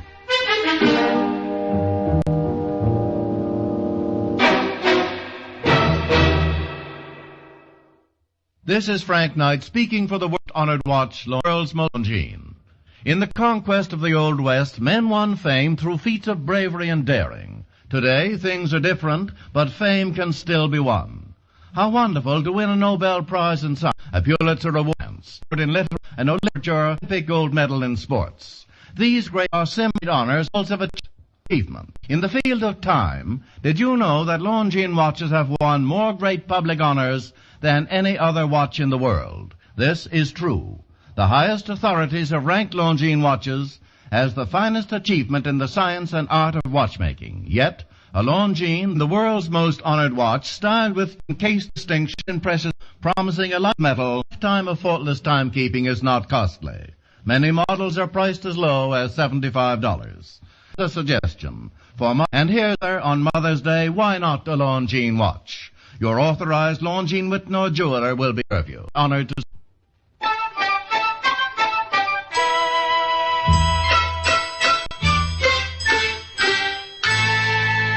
Sing Wo, honorable uncle of Hey Boy, proprietor of the laundry on Turk Street, victim of 3 men who had stolen clothes, money, and chess set, was a wiry little seamed man with ageless face, who had plenty to say about the details of the matter. Fortunately, what he had to say strained the language barrier too far, at least for me. For Hey Boy, it made sense. He listened politely to Sing Wo's every word, nodding now and then and dodging now and then, since Sing Wo happened to be holding a flat iron in one hand, and Sing Wo was a man who insisted on a gesture to emphasize his words. Then suddenly he stopped, and standing like a little Buddha, listened as Hey Boy brought me up to date. Uncle Sing Wo say what he will do if he ever catch you, man. Did he happen to describe the men, Hey Boy? Yes, sir. Oh, plenty big, plenty ugly. Well, that's not much of a description. No, sir. It won't be easy to find them since they have a 2 days head start. No, sir. I have no idea what they've gone direction. Uncle Sing Wo know where they go. What? Oh, he understands some words in American. I hear them say hide, big pine, then go to Canada. Big Pine. Yes, sir. Big Pine, Montana. Yeah, that's up near the border. Sounds like a good place for them to get across. They take all money Uncle Sing will have in world. He work hard for everything himself. Oh, he's terrible man. The whole thing will have nothing now to start all over again in hard world. Cruel. Let's hope he won't have to start all over again, hey, boy. How much cash did they steal from him? $4,300. Plenty money to Sing Wo. Plenty of money to anybody, hey, boy. I'll see you in a few days. Tell Sing Wo everything will be all right.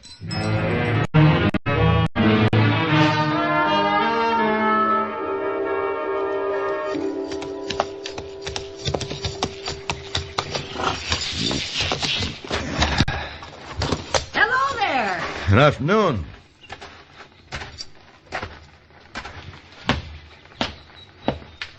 My name is Paladin. I'm Ma Warren. You're just in time. Supper's ready. Good, so am I. You look a mite lean, Mr. Paladin. You been traveling long? Long enough. Tell me, Miss Warren, have you seen 3 men come through here any time during the past few days? No. Friends of yours? No, not exactly. If they were heading for Canada, they'd have to come through Big Pine, wouldn't they? Well, depends on where they're coming from. The mountains. Well, then they'd have to come through here. Mr. Paladin, the food's good, room's clean, the price is right. And you're welcome. Only one rule. You hang your guns up right there. It's a custom of the house. I'm sorry, Miss Warren, but I never go anywhere without a gun. Nobody comes to my table armed. It's up to you, Mr. Paladin. Hang it up, or get your supper somewhere else. What's that I smell? We're having pheasant today. Pheasant roasted in grape leaves. Miss Warren, you are an oasis in a desert of boiled beef. Well, is it gun or the pheasant? No, I'll take the pheasant. Good boy. Hello, Ma. Chuck, this here is Mr. Paladin, Chuck Anderson. Passing through? Slowly. And you're staying? A while. Why? Let's say I'm visiting. Who? He's visiting me. Hang up your gun before you go in there to eat. Sure, Mom. Who put the burr under his saddle? Oh, he always talks like that, Chuck does, dang him. He's a stranger around here? No. Say now, if you expect to get any food, you better get started. Round my table, all them fellers have 4 and 5 hands. What fella? Well, aside from Chuck, there's Mr. Gibson and Mr. Fry and Mr. Dayton. Well, I gotta get out to the kitchen. Now, you go on and eat whenever you get ready. Mr. Gibson, Mr. Fry, Mr. Dayton.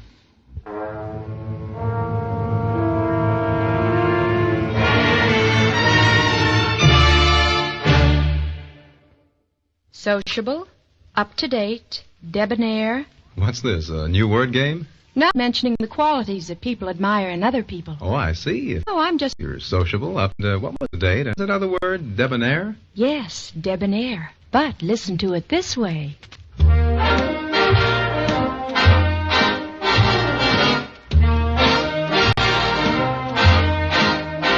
Be sociable, look smart, keep up to date with Pepsi, drink light, refreshing Pepsi, stay young and fair and debonair, be sociable, have a Pepsi.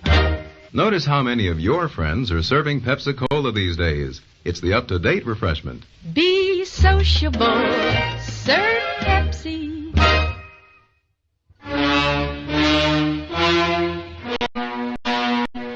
Just inside the door of Ma Warren's boarding house in Big Pine, there was a rack.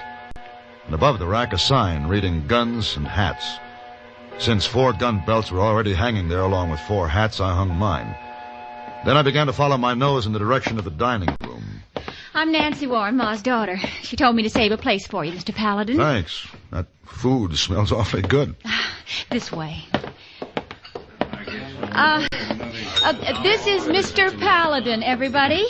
Mr. Gibson, Mr. Fry, and Mr. Dayton. Gentlemen. How do, Mr. Paladin? Dan Dayton. How do you do? And I reckon you know Chuck Anderson. We met. Yeah, we met. Did you miss me, sweetheart? Oh, shut up, Chuck. I'll bring your supper right out, Mr. Paladin. Hey, where do I sit? Any place? Any place you like. Shove over, Dayton. Sure. Yeah, what's your line, mister? I'm a businessman of sorts. You live around here? Yeah, back up the road a piece. Got 1,000 acres.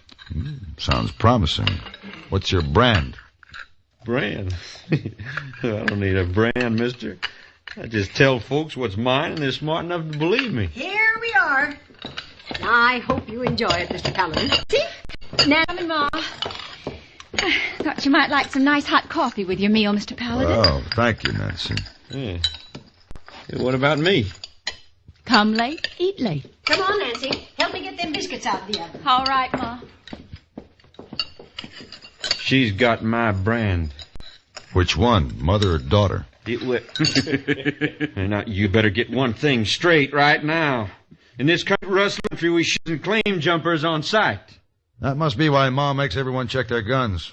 Why, you... This room's just full of rustlers and claim jumpers. Cross fissured you in your own gulch, boy.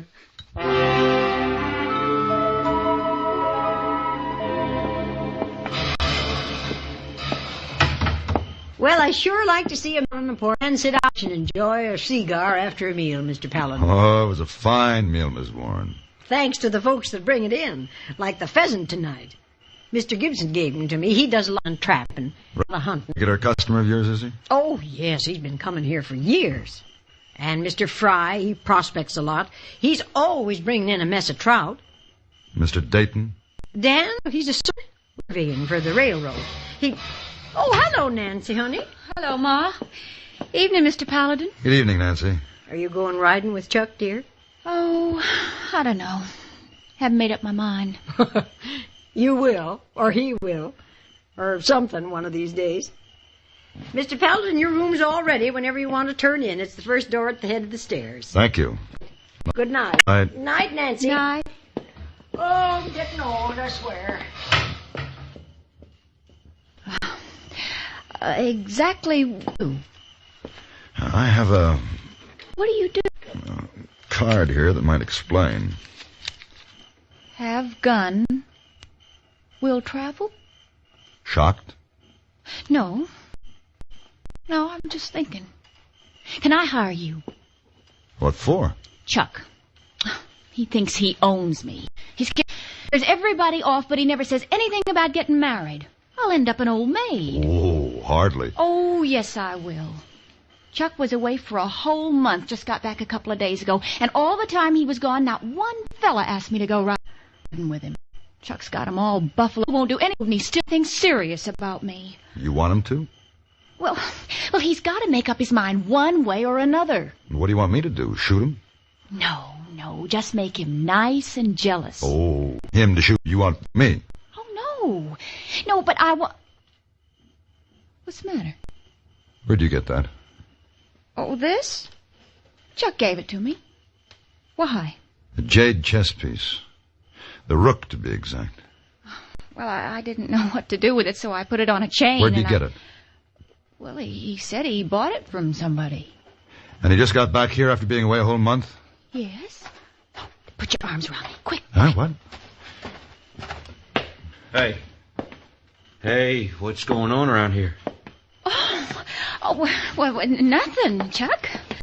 I've been waiting for you to go riding. Oh, well, that's too bad. Mr. Paladin's invited me to Eagle's Nest Butte to see the moon rise. Look, I don't know what you're trying to start here, mister, but you'd better haul back on your reins real quick. I told you, she's got my brand. Ready, Nancy? Anytime. I'm warning you, mister. Cut out. If you're fine tomorrow morning, still in bed, you're going to be buried here.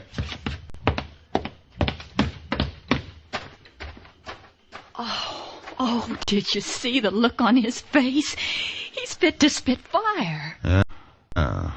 You're not afraid of him, are you? It's just that I don't like complications.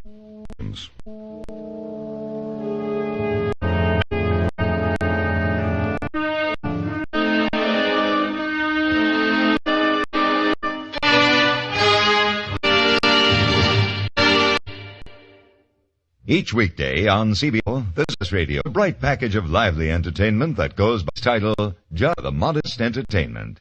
It's where to find Pat Buttram, his cohorts, and his warm humor. Mr. Buttram is ably aided by lovely Marion Morgan, and that singing foursome called Quartet, the Halloran. Just for entertainment, sample Just Entertainment with Pat Buttram tomorrow on CBS Radio.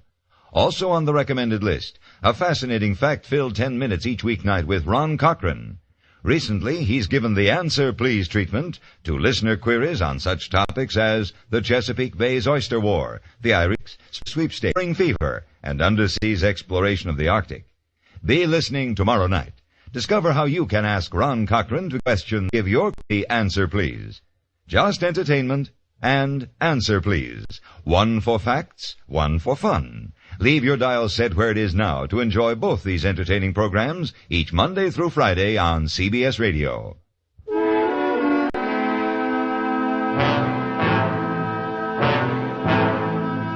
The next morning I was up early, moving through Big Pine, asking questions.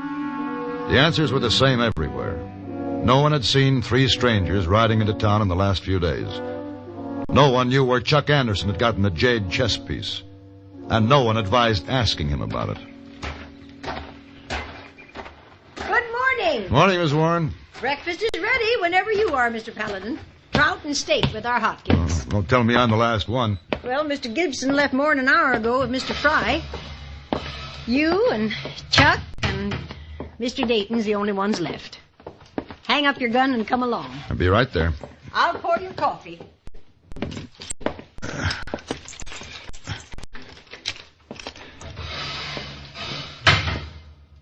I told you to get out of Big Pine by this morning. That's right, you did. Well, then get.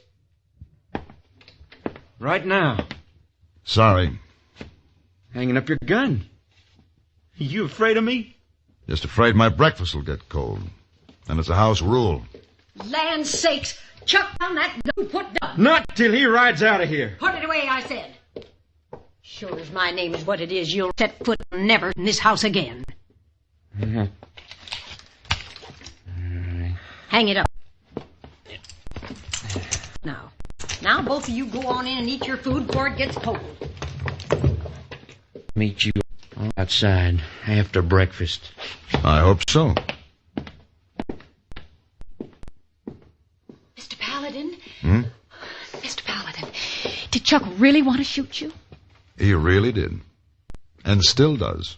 Oh, ain't that nice?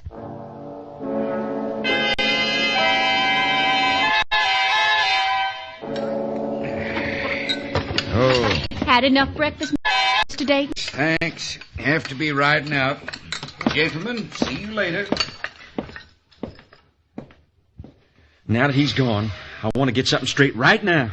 Well, whatever on earth? I told you I want no impoliteness You too, at my Ma. table. Just so you know what's going on. What is going on? You are. There's one thing I want to know. Does this fella mean anything to you? Do you care? You know blame well I care. Nice to hear. I want to know this. Well, then this fella means... Good morning. You're just in time for breakfast. Only you have to leave your gun I'm making the rules now, out in the hall. Granny. Stay put. What's the idea? Worth stealing. There's nothing here. We'll take anything we can get when we're ready. Meantime, we'll just relax a little. You waiting for somebody? You are smart, mister. How about some grub, starving? Right, rustle up some breakfast, Granny. Don't wave that gun at me, my mom. Never. Not you, stay here.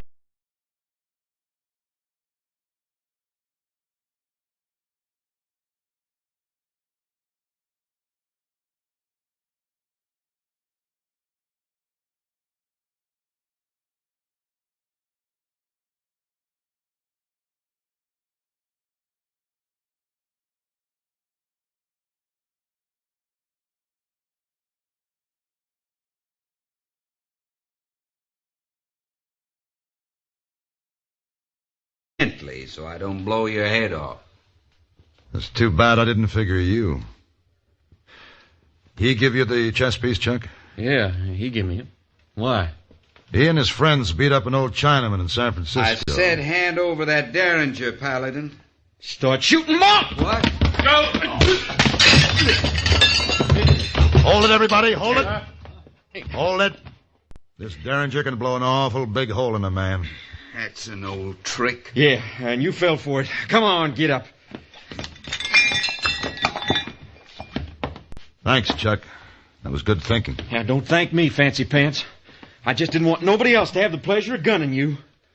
I'm going to marry this girl, you hear? Chuck, oh, I do. Now, stop hanging on me. I've got man's business to take care of here. Got to get the guns. And then you're town getting out of this, Paladin. You hear? Every word. Every word.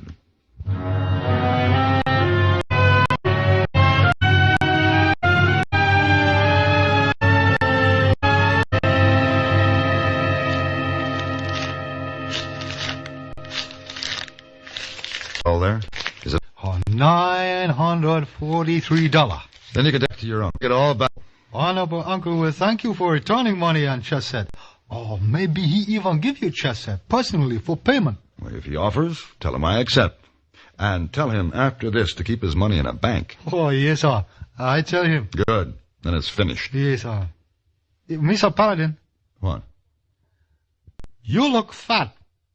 Fat? Fat. Well, I'll tell you, hey, boy, this was the most nutritious trip I ever took.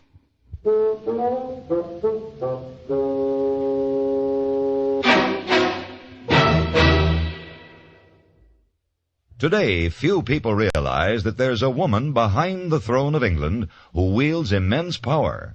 Her influence resulted in the marriage of Queen Elizabeth to Philip.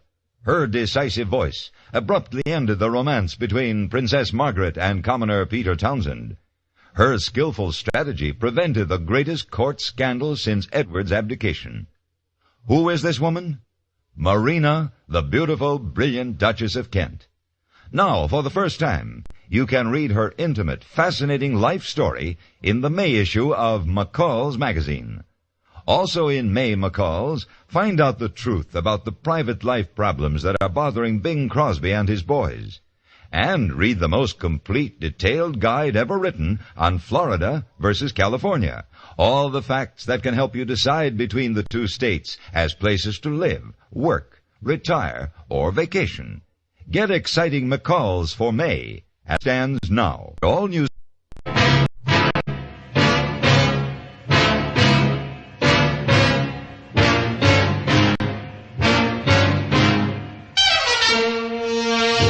Have Gun, Will Travel.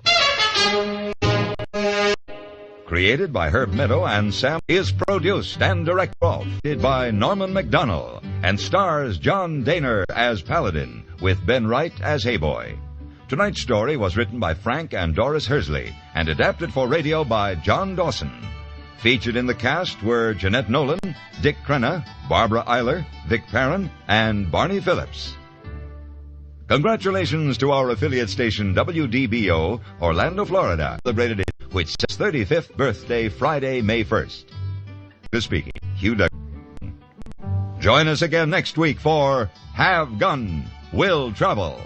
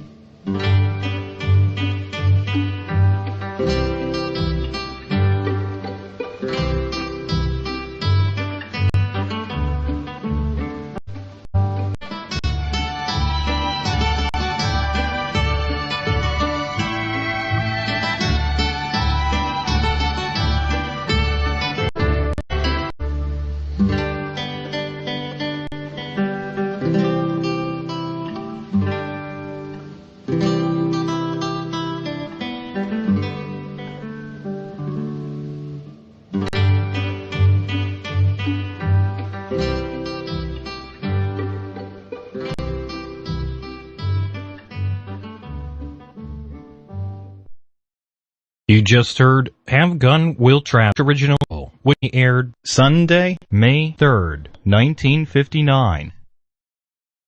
Stay tuned for Family Comedy, next on ABN.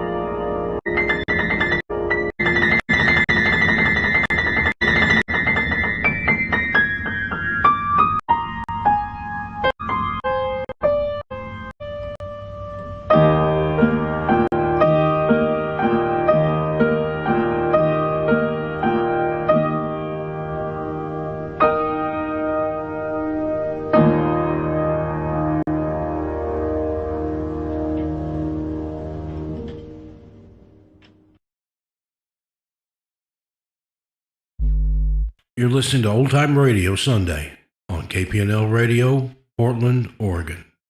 And your donation. You're listening to ABN, the Antioch Broadcasting Network. You can find us on the at radio.macinmind.com. web. Mac in mind, as in, I had the Mac in mind when I wrote this software. It's radio.macinmind.com. We now present Family Comedy on ABN, the Antioch Broadcasting Network. This episode of My Favorite Husband originally aired Saturday, January 13th, 1951. It's time for My Favorite Husband, Bong Lucille. Hello, everybody.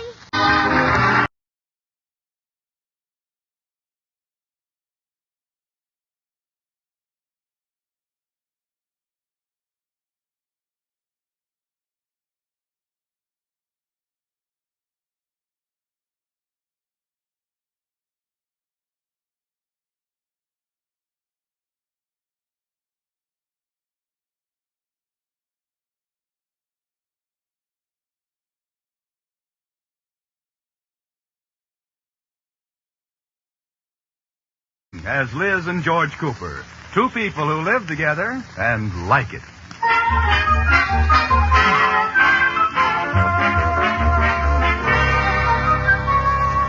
As we look in on the Coopers, it's morning. George is at breakfast while Liz is out in the kitchen talking to Katie, the maid. Katie, you've been with us for 10 years now, and I think it's high time you how much I appreciate you. I told. Well, thank you, Mrs. Cooper. Really, Katie, you've been loyal, faithful, trustworthy, and the most efficient housekeeper cook in town. Oh, thank you, Mrs. Cooper. How much do you want to borrow? Why, Katie, just because I come to it doesn't compliment mean I want to borrow money. Oh, I'm sorry. That remark was suspicious, uncalled for, and all I wanted was $14.95. Will you lend it to me? Mrs. Cooper, I only have one source of income. You. Ooh. I just don't know, Katie. You know that little cuckoo clock I bought George for Christmas? Yes. Well, the jeweler paid the check. Only I didn't have enough money in my account, so he let me post-date the check ahead to January 13th. And that's today. And you know what? What? It would be just like that dirty stinker to try and cash it. Oh,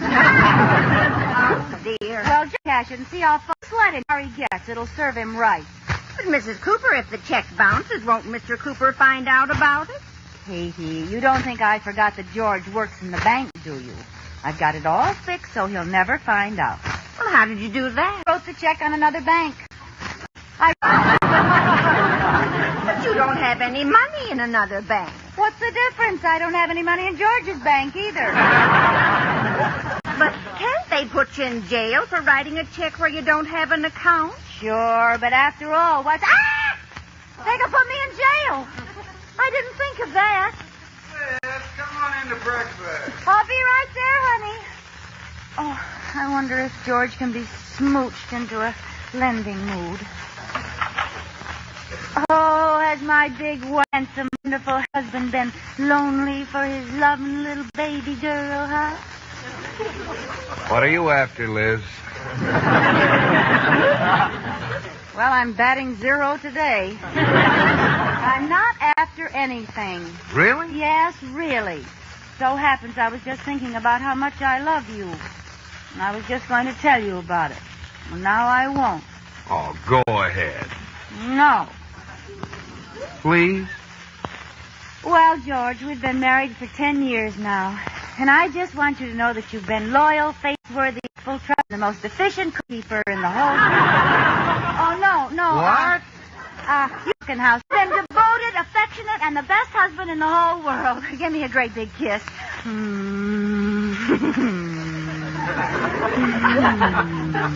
Oh, Liz, I'm glad I married you. That kiss was worth $1 million. Really? $1 million? Absolutely. How much was it worth in cash? Cash? Yeah, how much? 100,000? 1,000? $14.95? Liz, do you need money again? Well, I wasn't going to say anything, but now that you've wheedled my secret from Liz, me, do you by any chance remember our New Year's resolutions? Yes. What were they? You agreed to forfeit $20 every time you borrowed money from me. And I agreed to forfeit $25 every time I dropped cigar ashes on the rug. I'd say you had that hindsight, too.